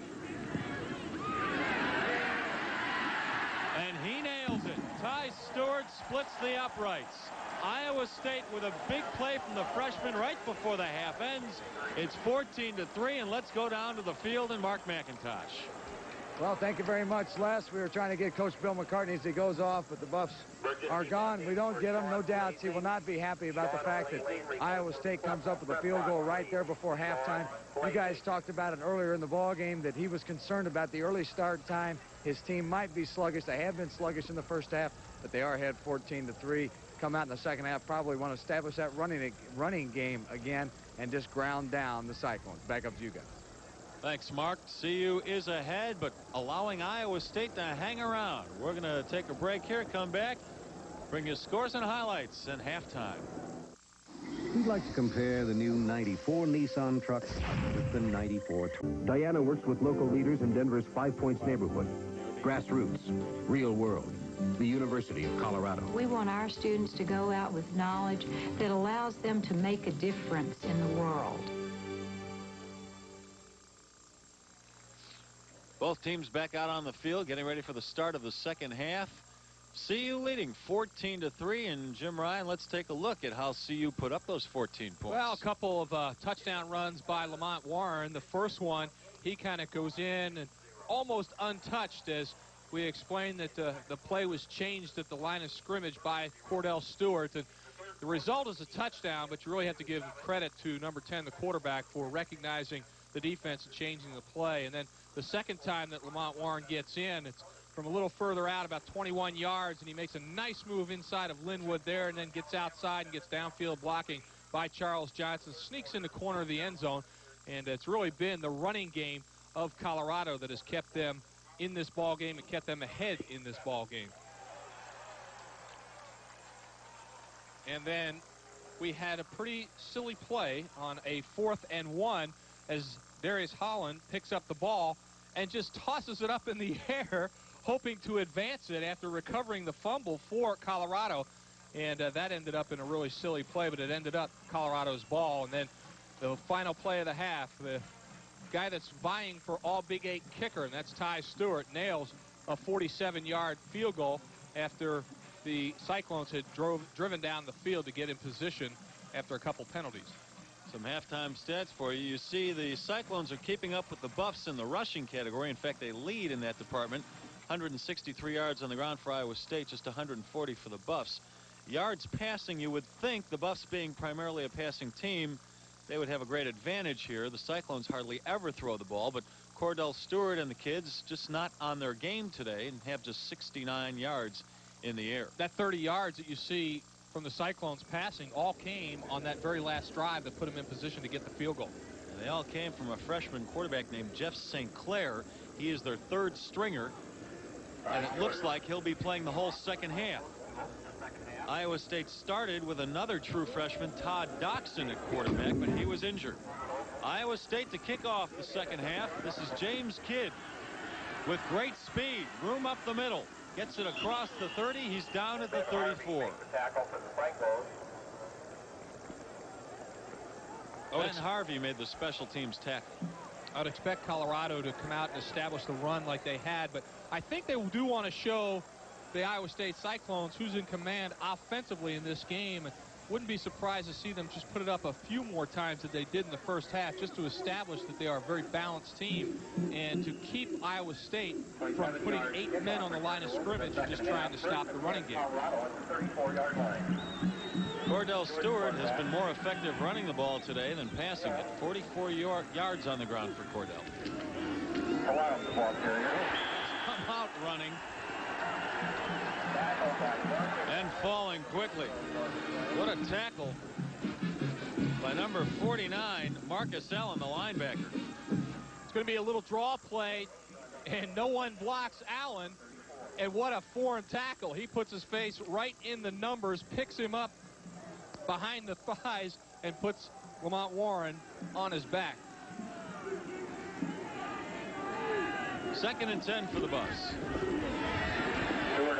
Cordell Stewart on the option. He has a lane down the sideline. He is inside the 25 of Iowa State, pushed out of bounds at the 20. Jason Brown finally caught up to him. Watch Cordell Stewart run the option here, and there's a number of players that have a shot at him, but everybody thinks he's going to pitch the ball, even though he didn't really fake it all that well. Russell Johnson misses the one player who got a hand on Stewart, couldn't bring him down, and as you described, Les, goes all the way down to the 20. Great athletic play by the quarterback for CU. First down at the ISU 20. This is Salam. Gets a couple of yards. Kevin Lazard in on the tackle, along with the defensive lineman, Troy Peterson. That'll bring up 2nd and 8 for the Buffs.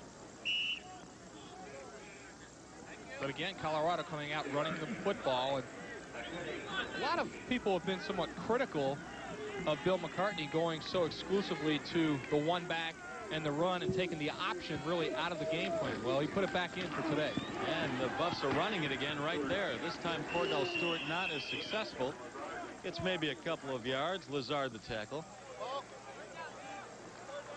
I've had a few people say to me, it seems like Colorado does very well when they run the option every time they've done it. Well, it's been true today, too. A little reverse pivot. He gets Derek West out in front of him, and then he's going to fake the pitch right there, but Lazard doesn't bite on it at all. The difference between the Buffs option and the Iowa State option is Iowa State lines up with 3 running backs. The Buffs have 1 running back. Look at the statistics for that man. You can't disguise it as much. Cordell Stewart approaching 100 yards rushing for the day. 3rd and 6. They'll run it again.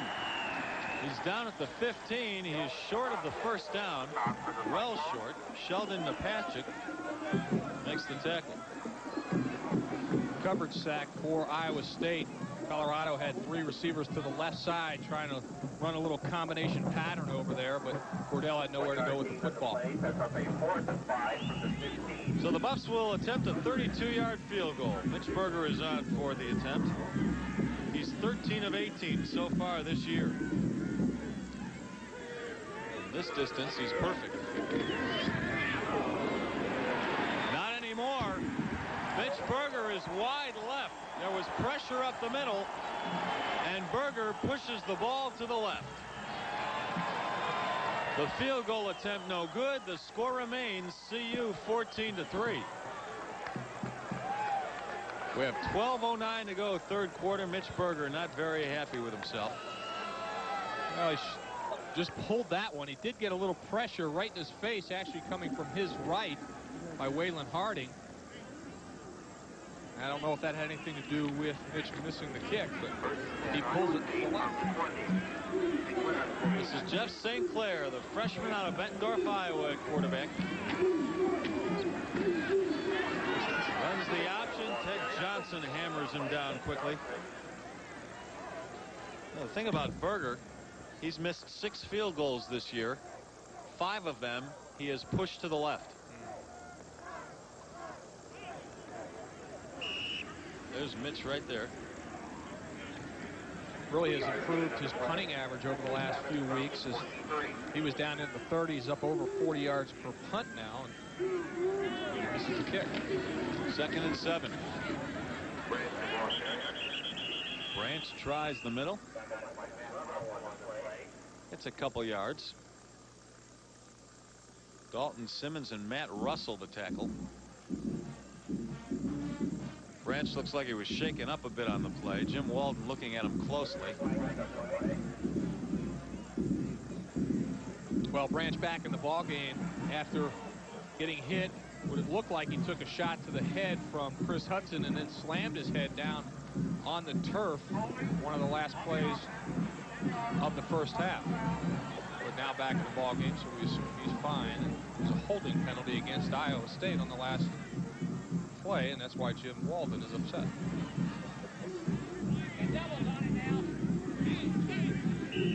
Iowa State pushed back to its own 14-yard line. So that brings up 2nd and 16.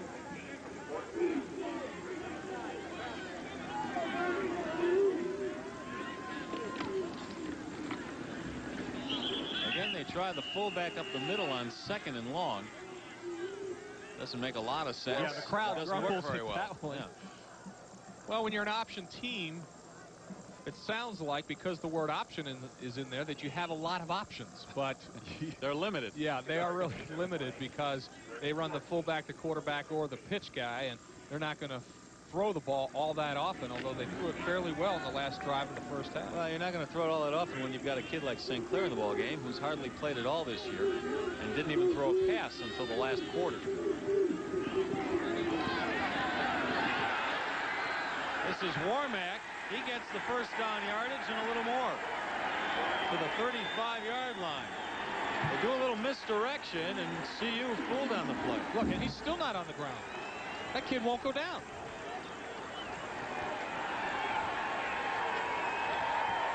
That brought the crowd to its feet. They got excited over that one.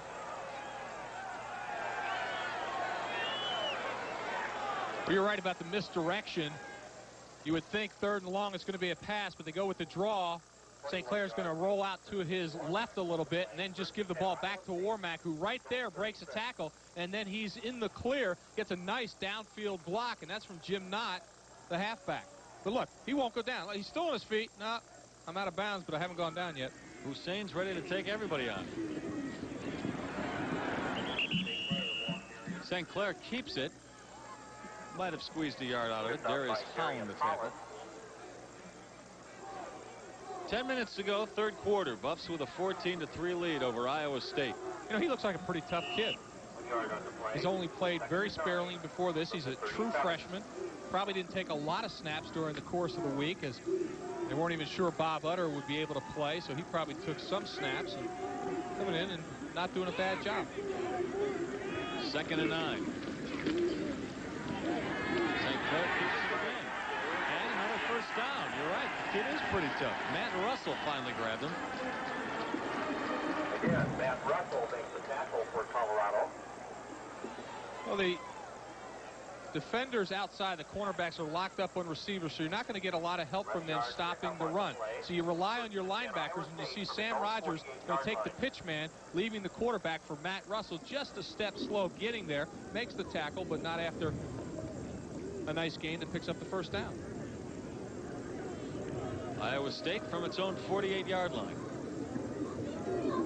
St. Clair looking to throw. A lot of time. Finally grabbed from behind. A couple of us were in there, including Shannon Clavel. Sam Rogers also had a hand on him.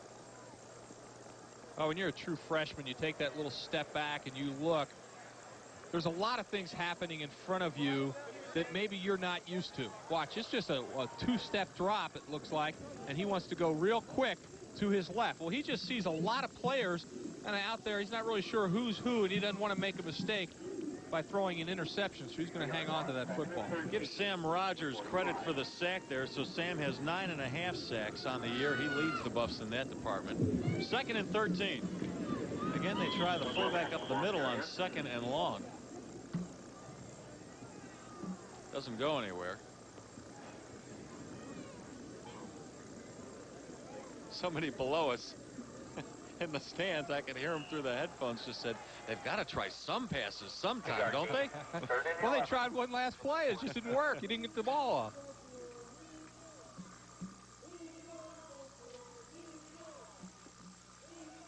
Brings up 3rd and 11.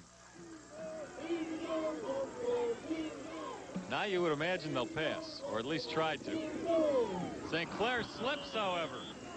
And the closest man to him is Ronnie Woolfolk. So give Ronnie credit for that sack. He now has 6.5 on the year. And Iowa State will have to punt after that 7-yard loss. Been a lot of slipping on this turf. We saw it 3-4 times first half, and now again. Well, I'd like to see everybody just rip this artificial stuff out and put in the real thing. Oklahoma's going to do it. For Colorado. That's right. In a couple of years, Oklahoma's going to break. Next year. Charles Johnson lets that ball bounce, and it goes out of bounds at the 1-yard, not even the 1-yard line, about the 5-inch line.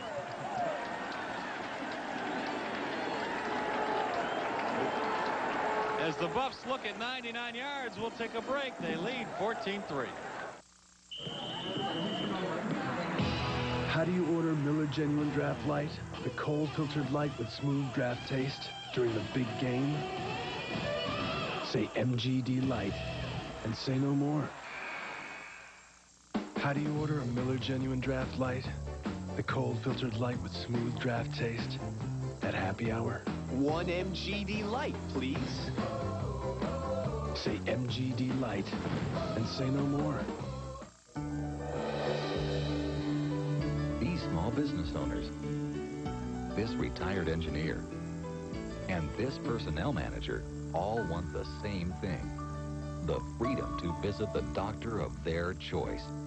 That's why, with over 50 years of customer commitment, Blue Cross and Blue Shield of Colorado has built the largest provider network in the state. Blue Cross and Blue Shield. Good choice. We'd like to compare the new 94 Nissan truck with the 94 Toyota. Both give you the great outdoors.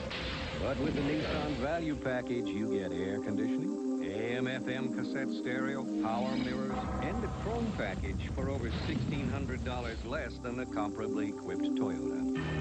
So for $1,600 less, you not only get the great outdoors, you also get the great indoors. Nissan, it's time to expect more from a truck.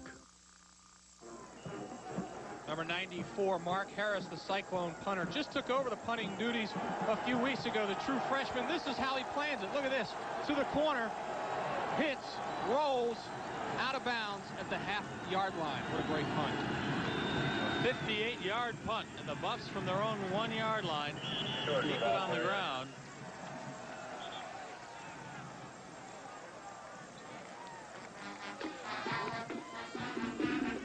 There's Mark Harris on the day, averaging 43.8 yards per punt.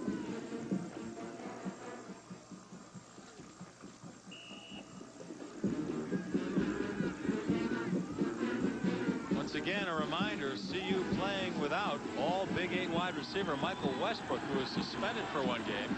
He will be back for whatever bowl game the Buffs go to, however.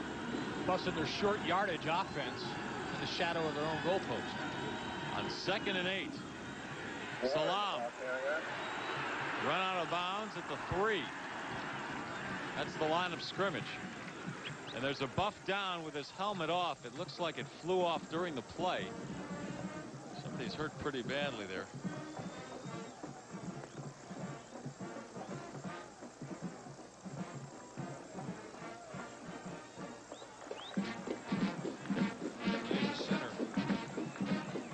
If it is, that would be Brian Stoltenberg. It is Christian Fourier. Okay. And he'll be taken off the field. He got banged up last game. He got a badly bruised stomach. Yeah, but you can't hurt him too bad. Anybody with the nickname Rocky, you know, is going to be tough. That's what Les Steckel, I think, nicknamed Christian Fourier.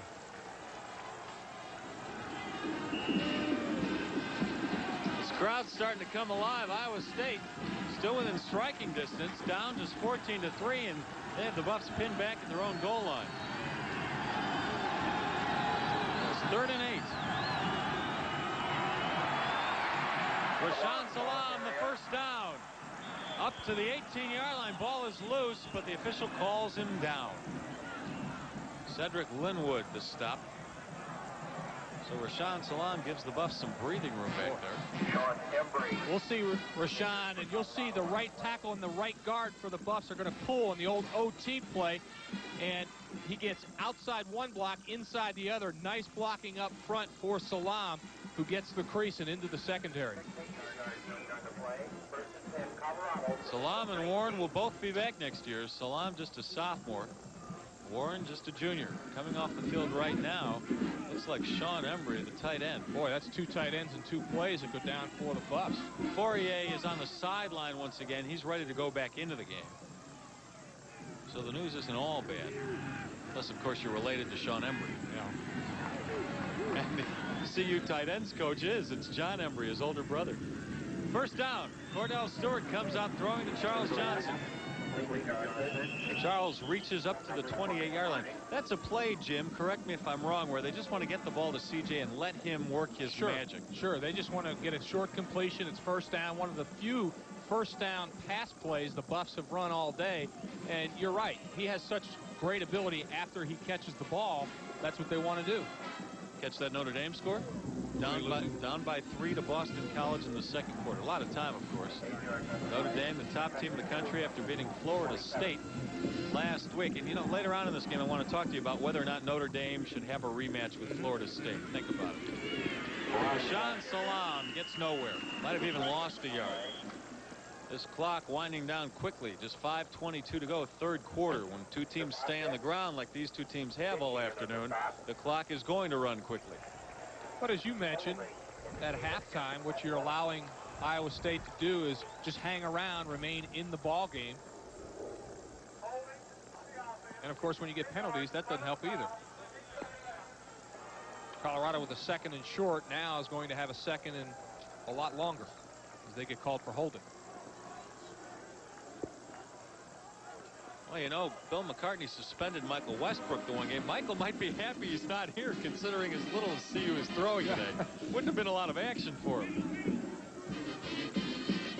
No, I'm sure he's not very happy. In fact, he went to Bill McCartney the day after on Thursday and told Bill that he regretted having walked out of practice on Wednesday. 2nd and 13 for CU. Cordell will take off. Stays on his feet, first down, gets to midfield and the 40-yard line.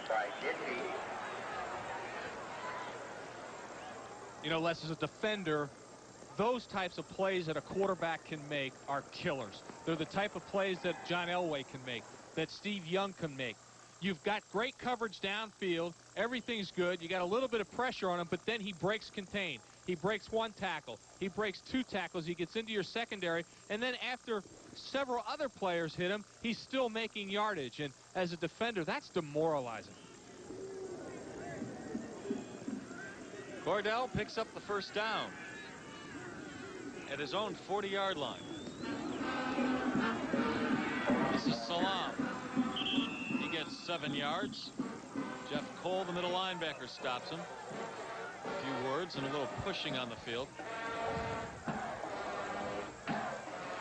We'll see a ground level shot of Salam as he takes the ball from Cordell Stewart. And again, credit some nice blocking downfield. You see Stoltenberg about 5 yards downfield staying with his man. That's a really improved offensive line for Colorado, kind of much maligned a year ago. It's still a very young offensive line. Yeah, only one senior in the bunch. Craig Anderson. Yep. 2nd and 3. Cordell almost intercepted by Kevin Lazard. And both Fourier and Sean Embry both back in the ball game, and that ball intended for Embry. Sometimes wonder, you know, you hear quarterbacks sometimes say, I never saw the guy. And you wonder as a player how he cannot see that defender right in front of him. But sometimes you're so focused, you're looking at what your guys are doing, and you're saying, oh, okay, he's running the right pattern. I know where he's supposed to be. I'm going to fire the ball. And you just don't focus on the opposite color jersey. 3rd and 3. The Buffs from their own 46. Somebody jumped. Looked like Matt Lepsis, the tight end on the left side of the line. Boy, there are enough flags out there to start another United Nations building right now. Every official reached into his pocket and threw it. The offense. Repeat 3rd down.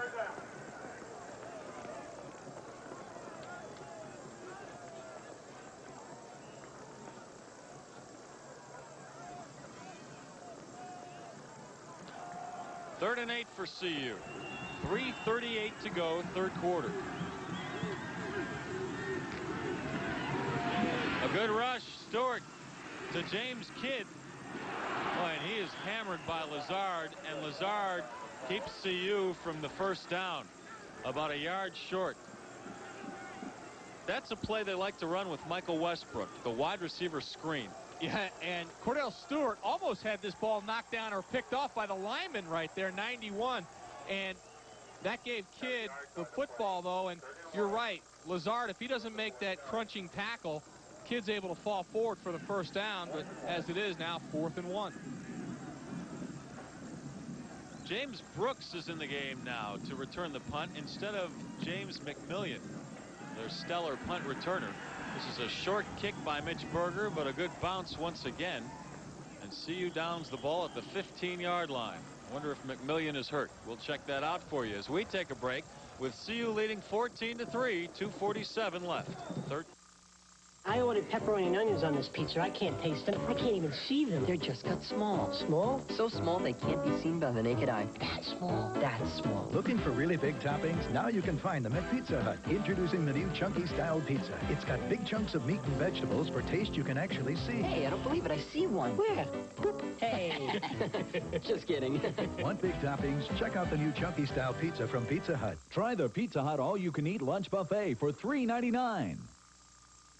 Buick's driving by you home in Colorado. The numbers numbers say it all. Colorado sales of Buick Regal are through the roof, up by over 50%. Folks here love Regal for a lot of good reasons, like its mountain climbing 3800 V6, anti-lock brakes, and airbag. And at just $18,495, Regal's priced right to begin with, so it's easy to buy. Only at your Colorado Better Buick dealer. Buick's a symbol for quality, driving value home.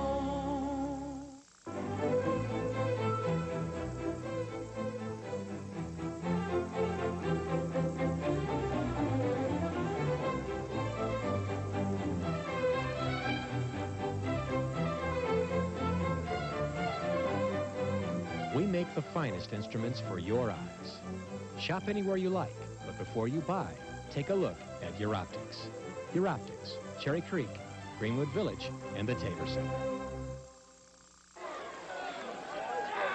CU leading 14-3. You just missed a good talking to that Terry Lewis was giving the offensive line. Yeah, giving him a little earful, saying, hey, you guys are moving the ball a little bit, but we got to get in the end zone, fellas. Iowa State with the ball right now. First down at their own 15. St. Clair the keeper. Finally tripped up at the 38-yard line. Dalton Simmons and Dennis Collier were there to stop him. The Iowa State quarterbacks have hurt CU all day on the run. Just a fake to the fullback, and then you see Matt Russell get run out of the play by the lineman, gets inside of Woolfork, and then there's no Colorado defenders that aren't being blocked by Iowa State receivers downfield. Good execution by the Cyclones.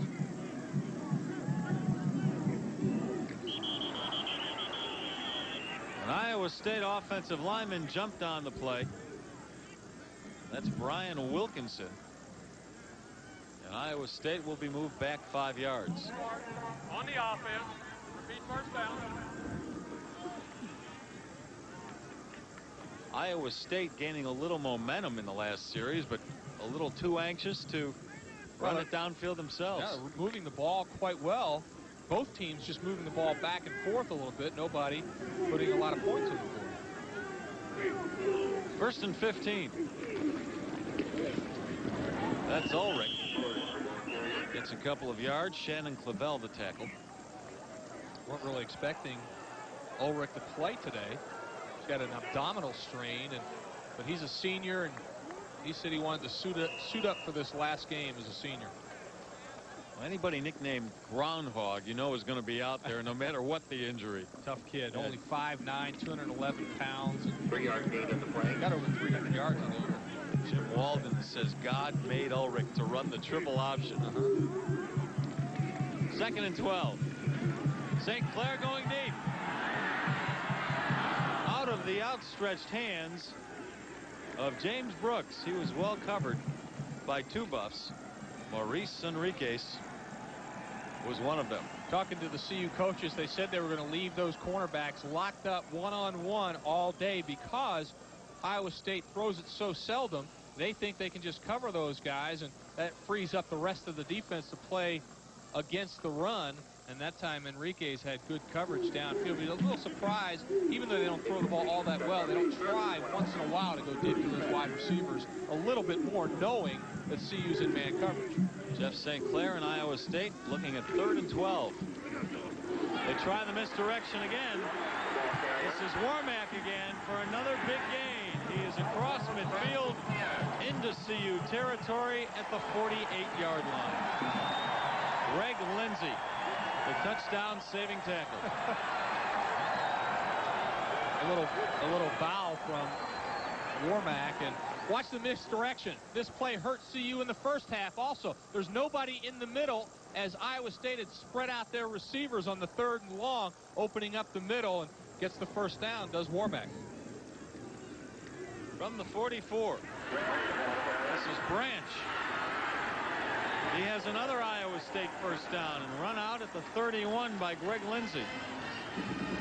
Oh, we got word from the Iowa State sideline that the fine punt returner, James McMillian, is out for the rest of the game with a sprained ankle. That's a break for the Buffs. Watch the execution on the option right here. St. Clair's forced to pitch it right away, and then Dalton Simmons has a blocker at his feet. He's not able to bring him down. And Iowa State, again, doing a good job of downfield blocking on the Colorado secondary. Branch tries the middle, gets inside the 30. We have 1 minute to go in the third quarter. Buffs lead it 14-3.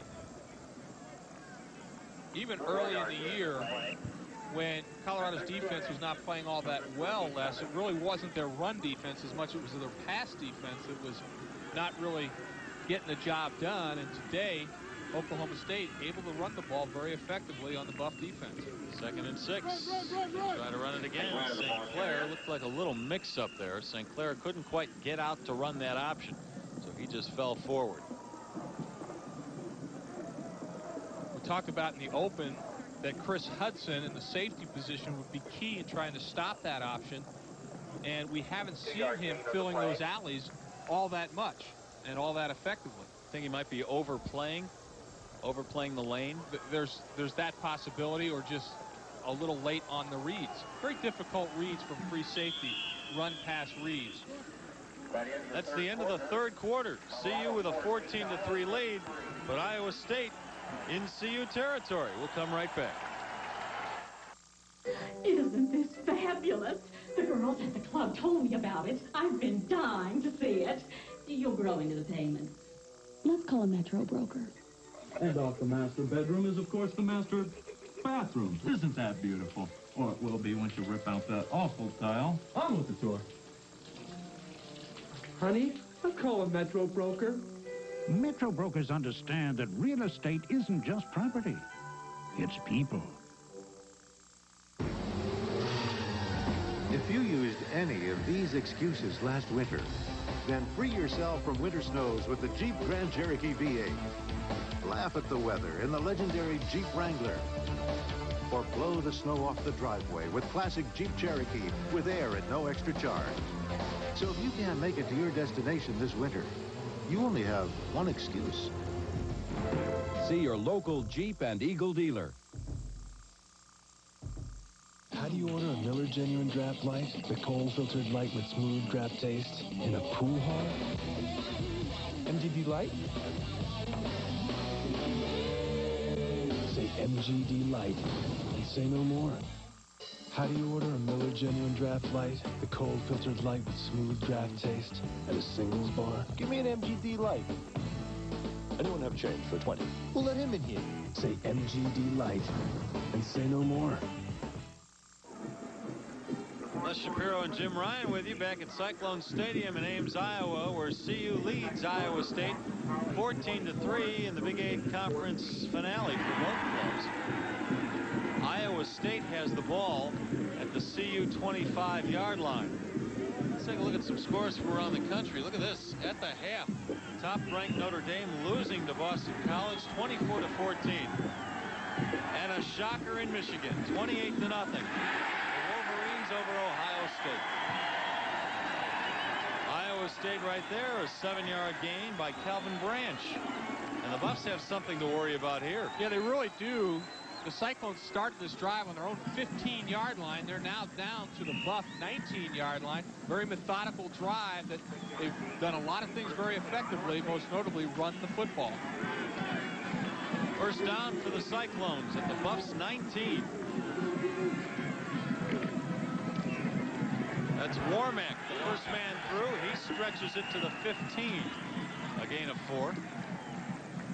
Back to that Michigan shutout of Ohio State. That means if Wisconsin wins today against Illinois and then beats Michigan State in its season finale in Japan, Wisconsin is going to the Rose Bowl.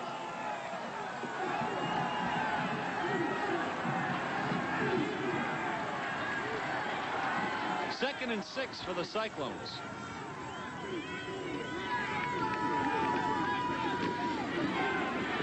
St. Clair inside the 5, down to the 4-yard line. Another first down for Iowa State.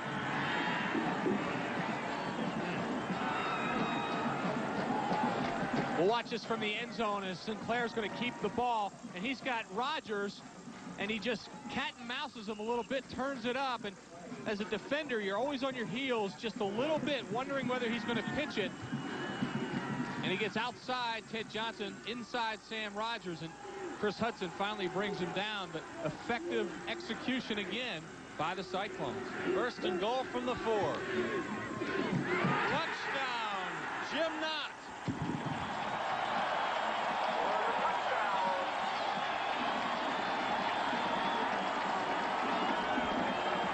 Iowa State closing the gap at the start of the 4th quarter. We got a ball game. We're just in the straight wishbone, and it's kind of a broken flow. Nice block. I couldn't see was it Brian Wilkinson, the right tackle, that really sprung Knott for the touchdown. Effective blocking up front from the Cyclones. Don't be surprised if Iowa State goes for 2 points here to get within a field goal. Iowa State has been trying this all year and been very successful on the 2-point conversion. They've tried it 7 times. They've been successful 5. St. Clair, while he's going down, pitches the ball, but the Buffs are on top of the play, and Iowa State falls short. So, the Cyclones down by 5 points with 13:44 to go in the game. In Colorado, look to the North Star for performance and value. The all-new 1994 Cadillac DeVille Concours. The 32-valve North Star V8 lets you take on the passes with power to spare. And with 4-wheel anti-lock brakes, front-wheel drive, full-range traction control, and road-sensing suspension, you can drive with confidence even in Colorado's worst winter road conditions. Test drive the 1994 DeVille Concours. The perfect cars for Colorado are at your front-running Cadillac dealers. It is no longer a dilemma. With some of the lowest prices available for individuals, for families, and for Medicare supplements. And since it is your choice, why not choose the leader? With over 50 years of customer service and commitment, Blue Cross and Blue Shield of Colorado. Good price, good choice. News 4 brings home the holidays. With Colorado's biggest and brightest holiday tradition. The News 4 Parade of Lights, presented by Public Service Company of Colorado. Join us Friday and Saturday, December 3rd and 4th for this magical march through downtown Denver. And because not everyone can make it, we'll bring you live coverage of Saturday's parade beginning at 7. The News 4 Parade of Lights, brought to you by these companies for Colorado. Celebrate the season as News 4 brings home the holidays. Today's game is brought to you by RTD and Rider Rangers, by McDonald's, by Samsonite, by First Federal Bank, and by Miller Genuine Draft Light. A lot closer in Ames than anybody expected. CU leading 14-9. Anybody in Boulder or Denver expected anyway. Ty Stewart getting ready to kick off for Iowa State. The Cyclones just scored a touchdown, but were not successful on the 2-point conversion. And expect anything out of Jim Walden's Iowa State Cyclones.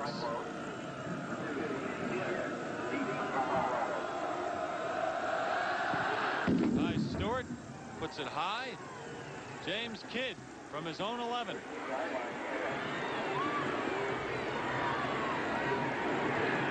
Down at the 30, there's a penalty flag down. A couple of flags go down at separate times on different parts of the field.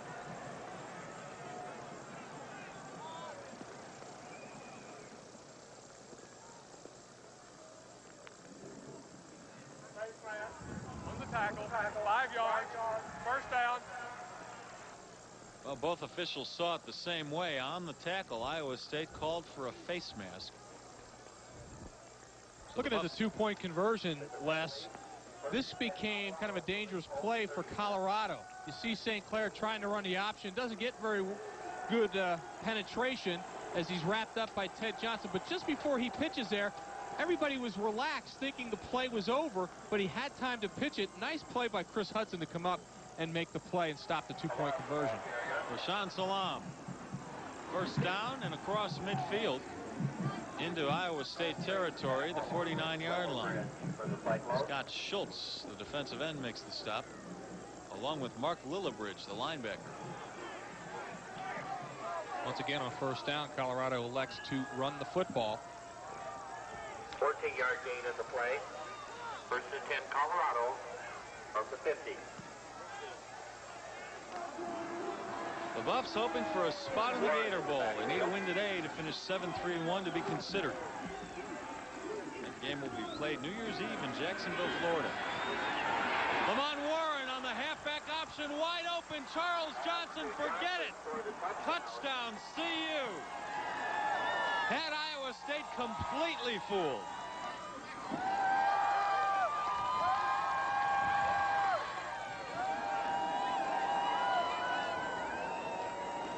Well, you got that right, completely fooled. And you see Cordell is going to pitch the ball very early, but you can tell by the angle and the leverage that Lamont Warren had that he had no ideas of running that football. It was a pass all the way, an easy 6 points for the Buffs. Charles Johnson's 9th touchdown catch of the year. Mitch Berger the extra point. And CU can breathe a little easier now. Remember, Lamont Warren, a high school quarterback. It's the second time he's hooked up with CJ for a touchdown this year. How can you ride the bus for free? Relax on your way to work.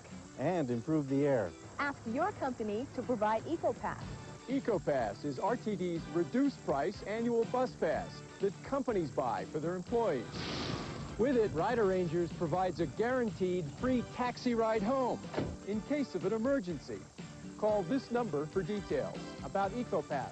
And the guaranteed ride home. Brought to you by RTD, Rider Rangers, and News 4. To make the new Chevy S-Series trucks incredibly quiet, foam plugs, triple sealed doors, and acoustic panels redirect road, engine, and wind noise.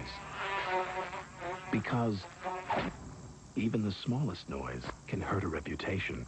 The 94 Chevy S-Series, so new from the inside out, everything else is history. How do you order a Miller Genuine Draft Light, the cold-filtered light with smooth draft taste, in a pool hall? MGD Light? Say MGD Light and say no more. How do you order Miller Genuine Draft Light, the cold-filtered light with smooth draft taste, at a rock and roll club? Give me an MGD Light. Say MGD Light and say no more. Well, CU just put another 7 points on the board. The halfback option to Charles Johnson. And the Buffs lead at 21-9. We'll show you the play one more time after the Buffs kick off. 13:03 to go in the game. Lamont Warren's trying to catch Cordell Stewart. Passing yardage for the day. Stewart's got 85. Lamont Warren on one toss has 50.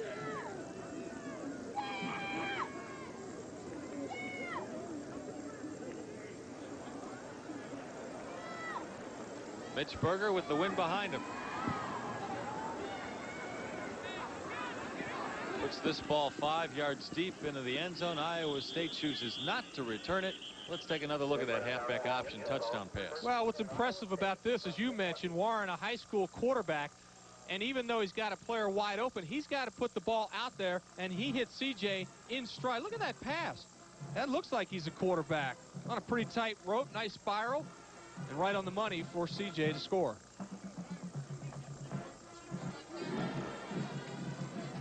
There's the tandem that did it. Charles Johnson on the day. Another 100+ yards. He is #1 on the all-time CU list for 100-yard receiving games. He now has 12 of them. St. Clair, the ball carrier. St. Clair, the quarterback. Another big gainer across the 35.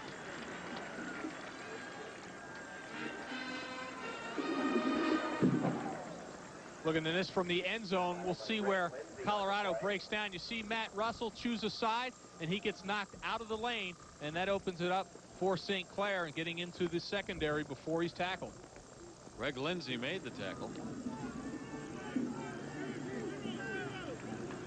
Iowa State at zone 36. This is Jim Knott. He's not going anywhere. Maybe a loss of 1. Let's go to the sidelines and Mark. Thank you, Les. The guys down here obviously celebrating that touchdown pass, but Charles Johnson has given Lamont Warren a lot of grief down here saying, hey, I never thought you were going to throw the ball. I was wide open. I had to sit there and wait forever for it. But like you saw, a nice tight spiral for a touchdown. Back up to you guys. It is an option for Warren whether to run or throw, and frankly, Jim, I don't think he had any intention of running. No. He doesn't get to throw the ball all that much. He wanted to put it in the air, and he did. Well, just by the depth of the angle he takes and getting the ball from Cordell, you can tell it's a throw all the way. 2nd and 10 for Iowa State. Warmack, the ball This carrier. is Warmack again. He's been pretty effective the few times he's carried.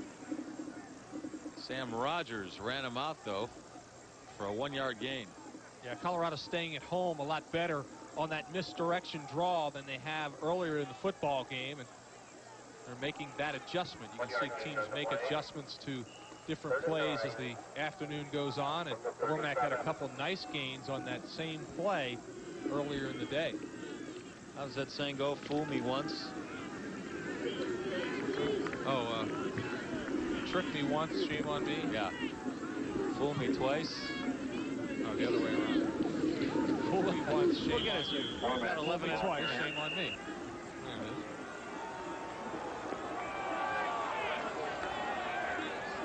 Iowa State, very little yardage on that last run, and they bring out the punting unit.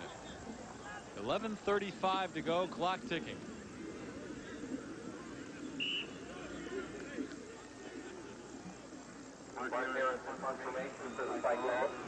Mark Harris, whose last punt went 58 yards. Back to do it again. And it went out on the 1-yard line, half-yard line. Charles Johnson. A low kick, a short kick. CJ with a bunch of red shirts on his back. Probably would have been better off calling for a fair catch, but that's not in CJ's nature. So the Buffs will have the ball at their own 28. They also have a 21-9 lead. There's a penalty flag down. It's way back where Iowa State punted the ball back in ISU territory. They could have a receiver or a coverage man downfield. Nope, they're going to call holding.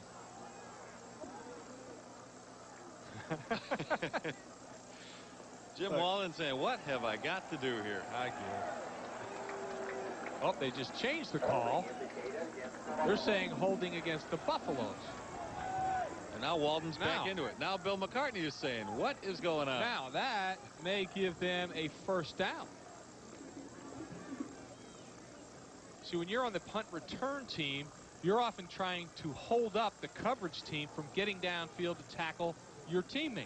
Well, often you want to hold him, literally hold him by the jersey or something to stop him from getting down there. Not called that often.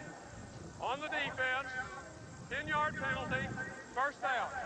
See, you're right, Jim. And they call it before the ball was kicked. That's holding someone up at the line of scrimmage. If that had been holding after the change of possession, after the ball was kicked and caught, then it would still be Colorado's ball, although they would have been penalized. We'll look inside here, and difficult to tell, but that's where it occurred as the ball's being kicked, holding up on the line of scrimmage. So Iowa State will keep the ball at the CU 49-yard line. 11:04 to go in the ball game. St. Clair, the third string quarterback, still in the game, still doing a fine job running the option. That's Braston Norris. Ronnie Woolfolk made the tackle. Norris hasn't run the ball much this year for Iowa State, just 39 total yards coming in, but they like to spread it around. He gets 1 or 2 carries a game, along with 5 other running backs. 2nd and 7 for ISU. Officials timeout on the field.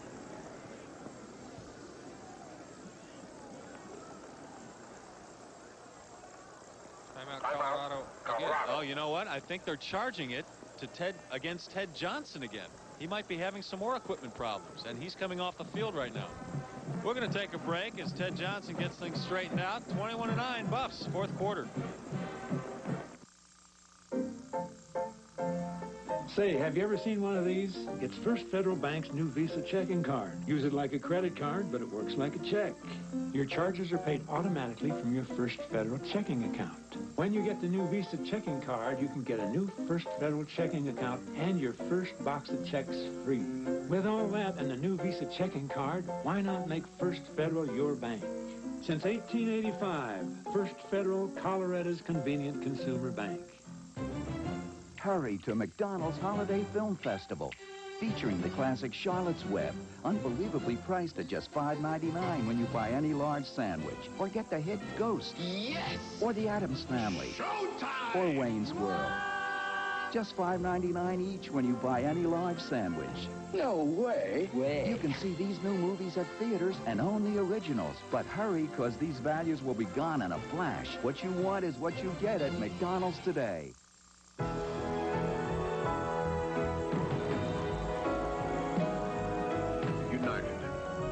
The airline is uniting the world with thousands of flights to cities on 5 continents. Proudly unveils a plane no bigger than your hand. It comes with McDonald's Friendly Skies meals for kids.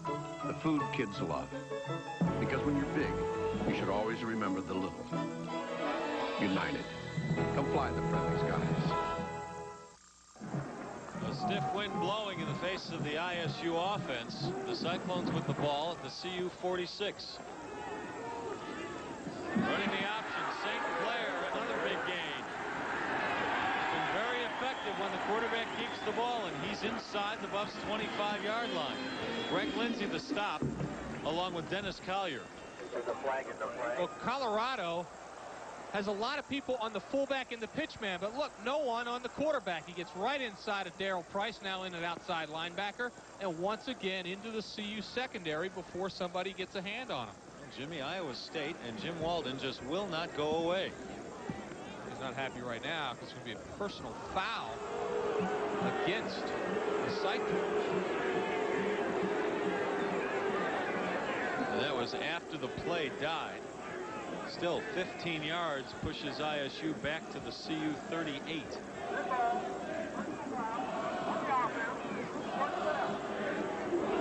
Watch this at the end of the play. Number 62 for Iowa State, that's Doug Scartweet. He comes in and nails Darryl Price, and they deem that a late hit. First down for Iowa State. At the Buffs 38. A wild pitch. Preston Norris was able to haul it in. Gets back to the line of scrimmage. Chris Hudson the tackle. St. Clair's getting a little cocky now. He's had some success, and the quarterback is now starting to feel his oats a little bit, saying, I can do just about anything. And Nick says, you describe a wild pitch on that one. He's no Darian Hagan, not yet anyway. But he has been very effective. He has. I mean, you have to give that young man a lot of credit for coming off the bench. Again, a true freshman coming in and running the offense. Look at that. Almost 100 yards of rushing for the freshman quarterback. 2nd and 10. There he is again with a nice pickup. He gets inside the 35, down to the 32. And they're running a true option, and that is the quarterback is reading whether he's going to give that ball away. See where his eyes are? His eyes aren't on the fullback or on the ball. They're ahead, and he decides he's going to keep the ball, and he's got a very effective fake in there that's causing the defense for Colorado to really get on that fullback. He did put a nice fake on Ronnie Wolf for it, but Ronnie made a nice recovery to make the tackle. Warmack up the middle again, close to the first down. This is going to depend on the spot here. Oh, and it's very charitable in CU's favor. Iowa State short 1 yard for the first down. But they're going to go for it. They have to go for it. 9:20 to go. 4th quarter. They're moving the ball well. What the heck? What have you got to lose? You're 3-7. It's the final game of the year. Bill McCartney talked about this last night. He said, we know that Walden will go for it on 4th down. This is Norris. The first down and a lot more inside the 20. Chris Hudson the tackle. Norris comes off limping. And see what happens. Watch the two backs go to the left. And see Ted Johnson jump to his right. Looking at it from the Colorado backfield, two backs go to the right. That causes the two linebackers to go with the flow there, and they give it to the other back, which really creates the hole. First down at the CU 20. St. Clair again, another wide lane. Oh, at the 10-yard line, he is met head-on by Chris Hudson.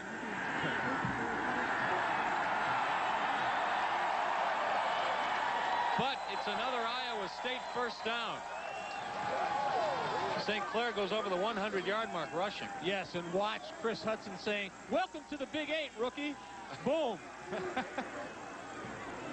To his credit, St. Clair jumps up, runs back to the huddle, says, "That didn't hurt. I know you're all Big 8. I know you're a tough guy, but that didn't hurt." It was a nice stick, but St. Clair might say he got the better of that play because it was a first down run. So now Iowa State at the Buffs 10. A 21-9 lead for CU. 8.5 minutes to go. Up the middle, Iowa State goes for a couple of yards.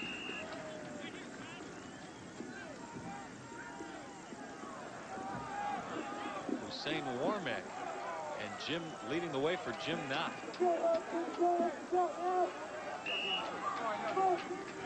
Iowa State wasting no time getting back to the line of scrimmage after each play. Second and goal from the 7. St. Clair again, down to the 2. They're just ripping through that CU defense. They're really keeping the Buffs off balance with a lot of different plays, not just the option, but a couple of those little inside belly plays that we described a minute ago. Misdirection on the fullback draws.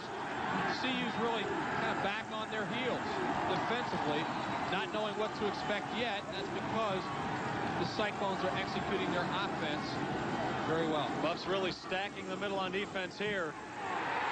Touchdown ISU. That's Jim Knott. His second score of the day.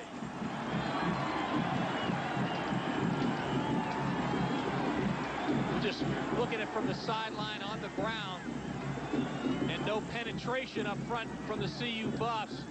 Up front, the Cyclone offensive line wins that battle, gets them in for the touchdown. Well, right now you can just feel it, Jim. Iowa State believes in itself. It believes it can win this game. Ty Stewart, the extra point, is good. And that CU lead is back to 5 points. 7:33 to go in the game.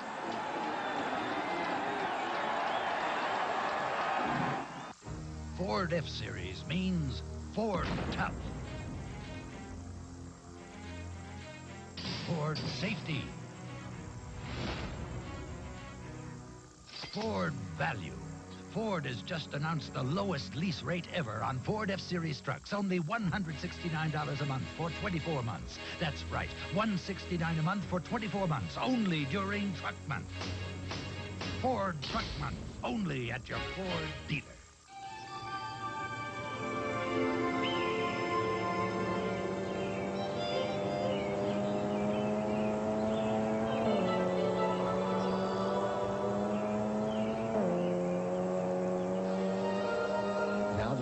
Jackpot has grown so big, there's a chance you could surprise the family with a new car.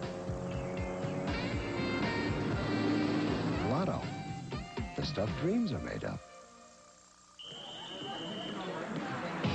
How do you order Miller Genuine Draft Light, the cold-filtered light with smooth draft taste during the big game?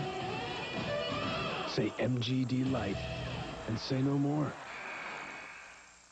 How do you order a Miller Genuine Draft Light, the cold-filtered light with smooth draft taste at a singles bar? Give me an MGD Light. Anyone have change for 20? We'll let him in here. Say MGD Light and say no more. Buffs have a game on their hands in a bowl game. On hold right now as Iowa State gets to within 5 points with 7:33 to go. Ty Stewart will kick off for the Cyclones.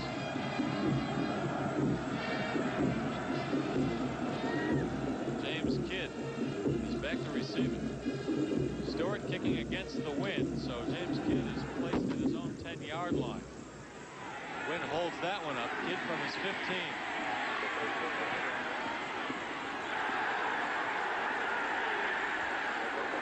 This kid is quick. He's a sub 4.4 in the 40.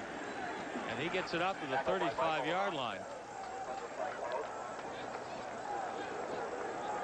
You see a penalty flag on the field? Down, yeah. You're right. It's going to be holding against Colorado.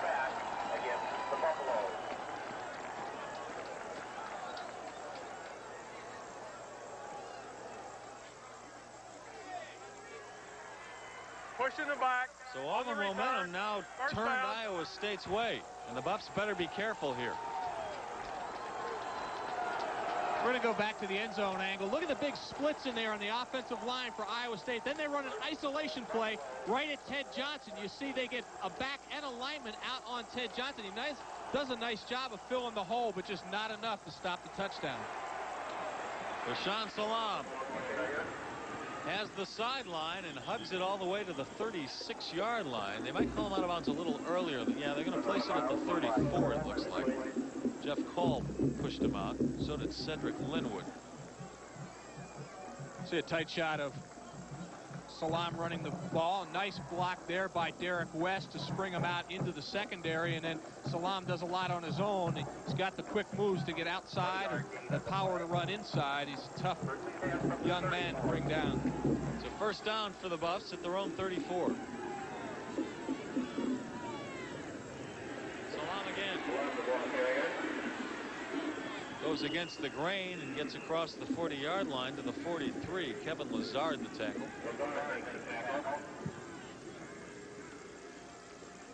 We'll see Salam take the handoff to his right.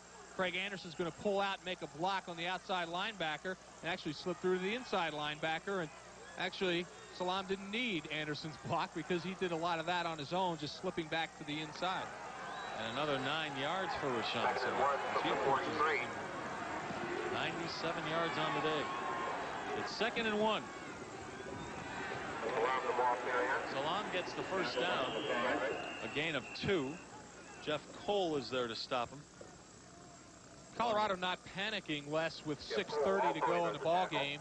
6:31 to go in the ball game. Up 5 points. They continue to just run the offense they've run all day, and that's really on the ground. They feel like maybe they can just ground out enough first downs to make the clock such a factor and maybe score at the end of this drive, and that would put the ball game away.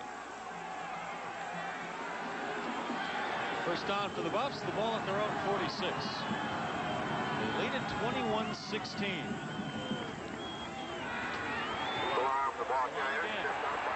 Tripped up, a gain of 1. Lazard there again to stop him, along with Marcus Allen, the linebacker.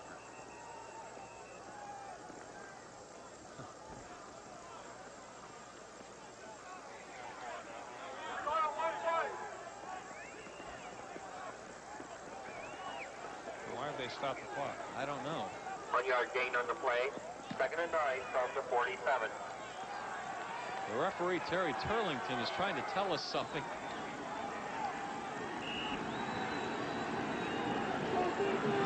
Buffs offensive lineman Craig Anderson comes out of the game. He's hurt. Cordell Stewart now on 2nd and 9. It's complete to CJ. He gets away down to the 35-yard line of Iowa State. Matt Nitschke the stop.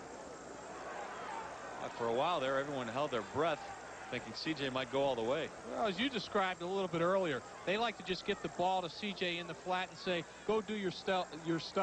And his stuff is making moves like that and getting extra yardage after the catch. That's what makes CJ such a great receiver. First and 10 Colorado and the Iowa State 35. Under 5:40 to go. Now leading the clock. I'm sorry, Letta. That's all right. See you with a first down. Salam thrown for a loss by Troy Peterson. A 6'4", 290-pound junior out of Davenport, Iowa. Well, we talked about how big and strong he is and the fact that the lineman up front for CU may have a little bit of trouble keeping this guy in check, and that's certainly the case on that play as he gets the penetration into the backfield for the loss of about, what is it, about 4-yard loss? Yep, 2nd and 14. Under 5 minutes to go. CU leads at 21-16. They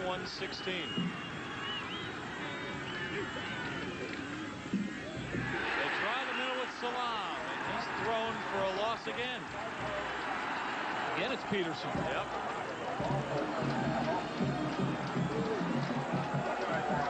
Showing a little quickness as that time he beats Heath Irwin to the punch. A loss of 1 on that play. And now it's 3rd and 15. And this crowd, though sparse, is on its feet and pretty loud right now. Iowa State needs to hold the bus, get the ball back, and possibly win this ball game.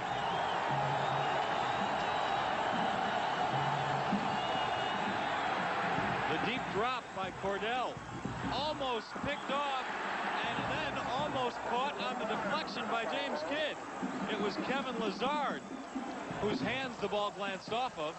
Number 33 right there.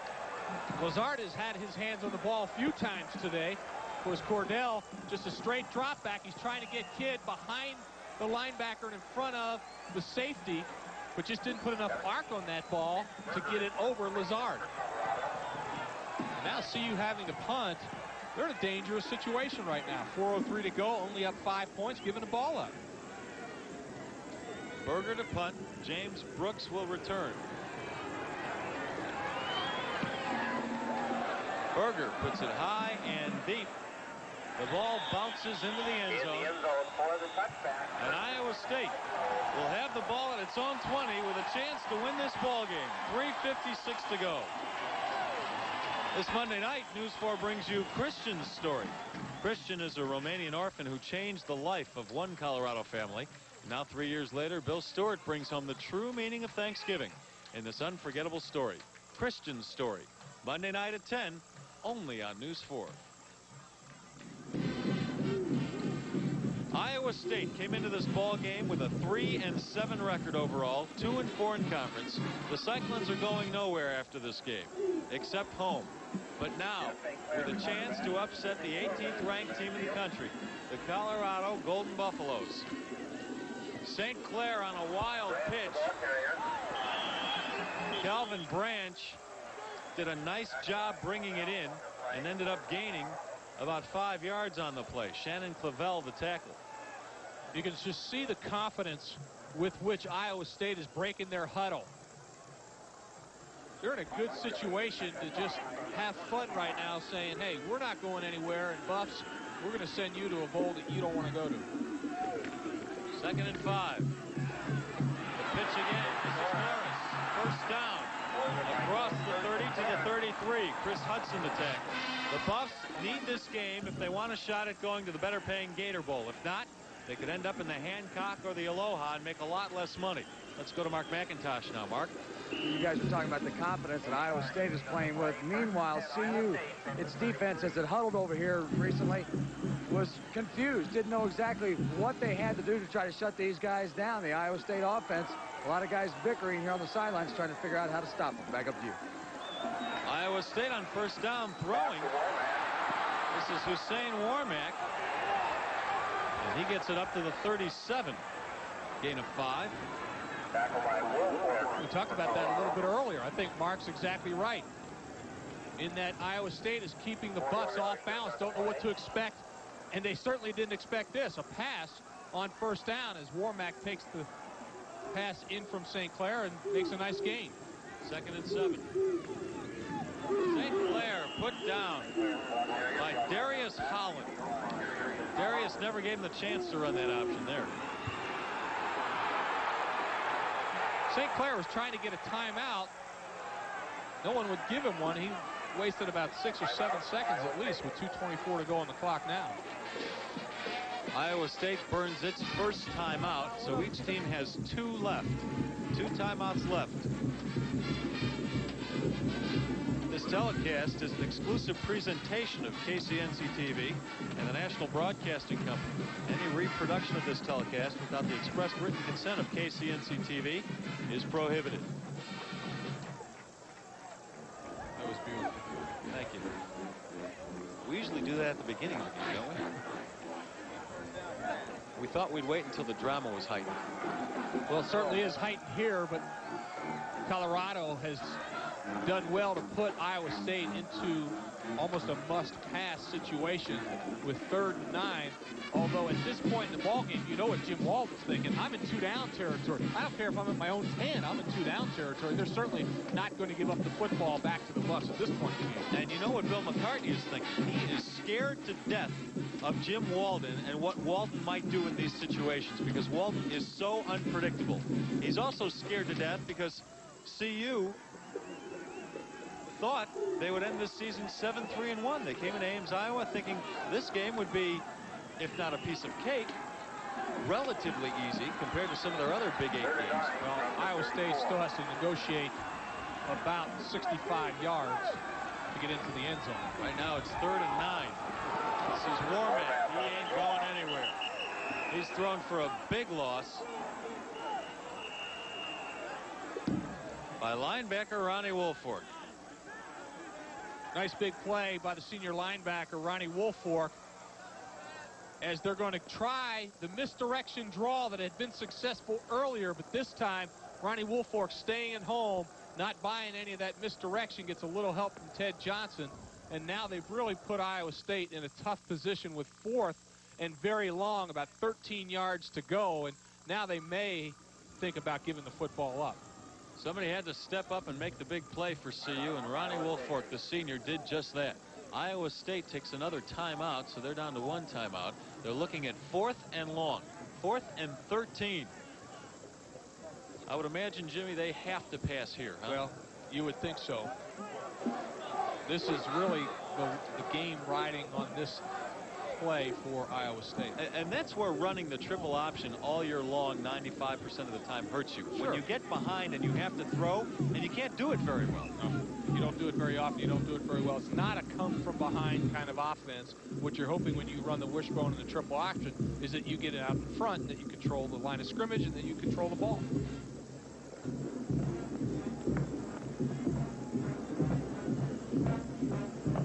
Let's take a look at some scores from around the country. Michigan. Wow.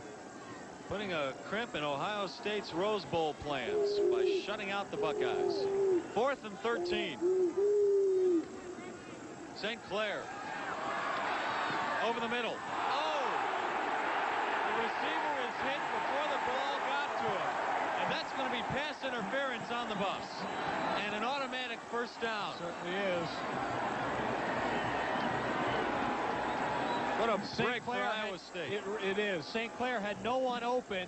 He's looking left, trying to look off the receiver, and now he's going to come back to the center of the field, and Dalton Simmons and Ted Johnson just sandwiched the receiver, and it's certainly a good call by the officials.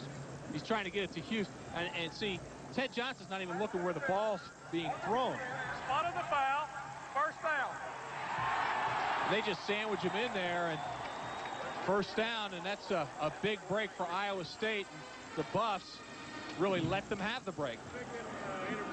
Jim Walden's team with 2:13 left, and the ball at their own 43-yard line.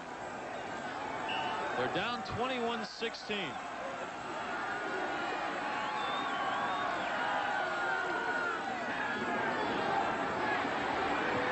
St. Clair with a lot of time, batted down by Sam Rogers, the outside linebacker.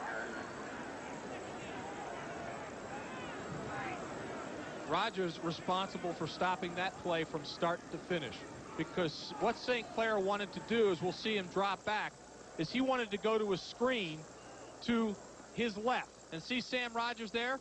He's covering Calvin Branch, the receiver, and now he's going to try to, or St. Clair is still going to try to get it to him, and Sam Rogers is able to bat it down.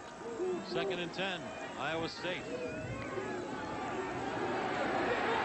Again, over the middle, almost intercepted by Greg Lindsey. In defense of that true freshman St. Clair, as he's dropping back to pass, He's a true freshman. He doesn't throw the ball very much. He's not seeing the defenders for CU very well. I want to make a correction. Dennis Collier batted that pass down, not Greg Lindsey. So give Dennis Collier the credit. That brings up 3rd and 10.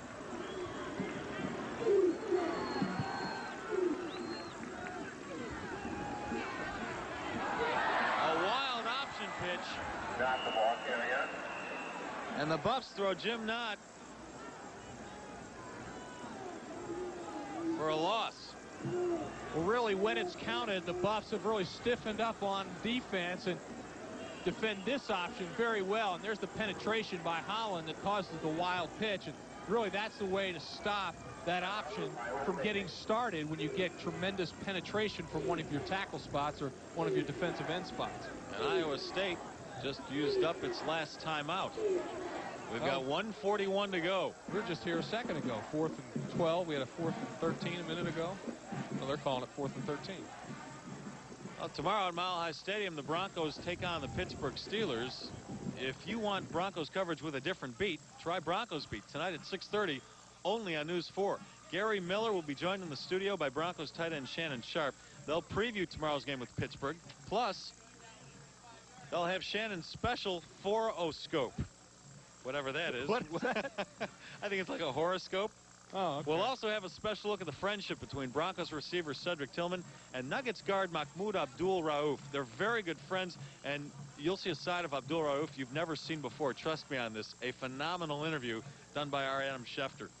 You can only see it on Broncos Beat tonight at 6:30 right here on News 4, the home of the Broncos. I watched Mahmoud Abdul-Rauf in this interview. Couldn't believe it was the same kid that I see every day over at McNichols Arena. In the meantime, we've got football here. 4th and 13. Iowa State on the pitch. This is Calvin Branch. Forget it. Iowa State turns the ball over on downs, and that should just about do it for the CU Buffs. A little surprising that Iowa State, on 1st and 2nd down, they try to throw the ball. On 3rd and 4th down, they try to run the option. And Colorado comes up big defensively when they need to. Chris Hudson made the game-saving stop. Maybe game-saving is a little too strong. Well, the play drive stopping. Right. And the play that secured the game for CU. Cordell Stewart and the Buffs will be content to run out the clock here. 1:35 to go. Iowa State has no timeouts left, so Cordell will just put his knee down, let the clock run. So the Buffs keep the possibility of going to the Gator Bowl intact. Got to wonder how Polster's going to look at this victory and say next Friday Oklahoma plays Nebraska very tough. You know, if they lose just by a few points, will Oklahoma remain ahead of Colorado in the polls? Because if they do, then Colorado would not go to the Gator Bowl. They will take the higher-ranked team. Will the Gator Bowl? And right now, the higher-ranked team is Oklahoma. Sooners are ranked 15th in the country. The Buffs are ranked 18th. The Gator Bowl, like any other bowl, wants the more highly ranked team. So if you're a Buffs fan, what you have to hope for Friday is that Nebraska really puts a hurt on Oklahoma, and Oklahoma falls behind CU in the polls. Oklahoma's 15, Colorado 18. So they're fairly close. You would think that any kind of loss might put Oklahoma behind Colorado, but you just don't know how those pollsters are going to view a 5-point escape for the Buffaloes today. 15 seconds to go. CU does not have to run another play. The game clock will wind down to 0. So both teams head for midfield for handshakes and goodbyes. And we'll try and talk to head coach Bill McCartney here in a minute. That is the ball game. Colorado 21, Iowa State 16. The final score from Cyclone Stadium in Ames, Iowa. CU 21, Iowa State 16. It's been fun for us bringing you the CU games all year long. Today my partner is Jim Ryan. Normally it's Dave Logan. We'll be back with you next year, hopefully, if everything goes well, to cover another season of Buffs football for you. Bill McCartney getting All right, let's go down to Mark McIntosh now. He has one of the players with him. Mark? Thank you very much, Les. We're here with linebacker Ted Johnson. You guys in the second half, I know it's great to get a victory. That's what you came in here to get, but I know you guys were a little frustrated. You're having trouble shutting down that Cyclone rushing attack. No doubt. We practiced that attack all week. They creased us too many times today, Mark, to their credit. But, you know, we fought back and stopped them when we had to. 7-3-1. Your thoughts about the season? It's definitely on the up and up, Mark. It's been a roller coaster ride all year, emotional ups and downs, and to finish up the way we did, that just shows you the character of our team. If Nebraska beats Oklahoma, it looks like you're going to the Gator Bowl. Your thoughts about that? I think that's great. I think it's a good bowl. Play a quality opponent, and it'll be good for the program. Okay, appreciate it. You bet, Mark. Thanks. Ted Johnson, linebacker for the Buffs. The Buffs hang on to beat Iowa State. Like Ted said, they struggled a little bit trying to figure out how to shut down that Cyclone rushing attack, but they got the job done 21-16. Last, back to you. Thanks, Mark. If you're wondering, the Gator Bowl is in Jacksonville, Florida on New Year's Eve, and the way it's set up now, the Buffs, if they're invited, could end up playing the loser of the Alabama-Florida game. We'll be right back. Wrap things up from Ames, Iowa.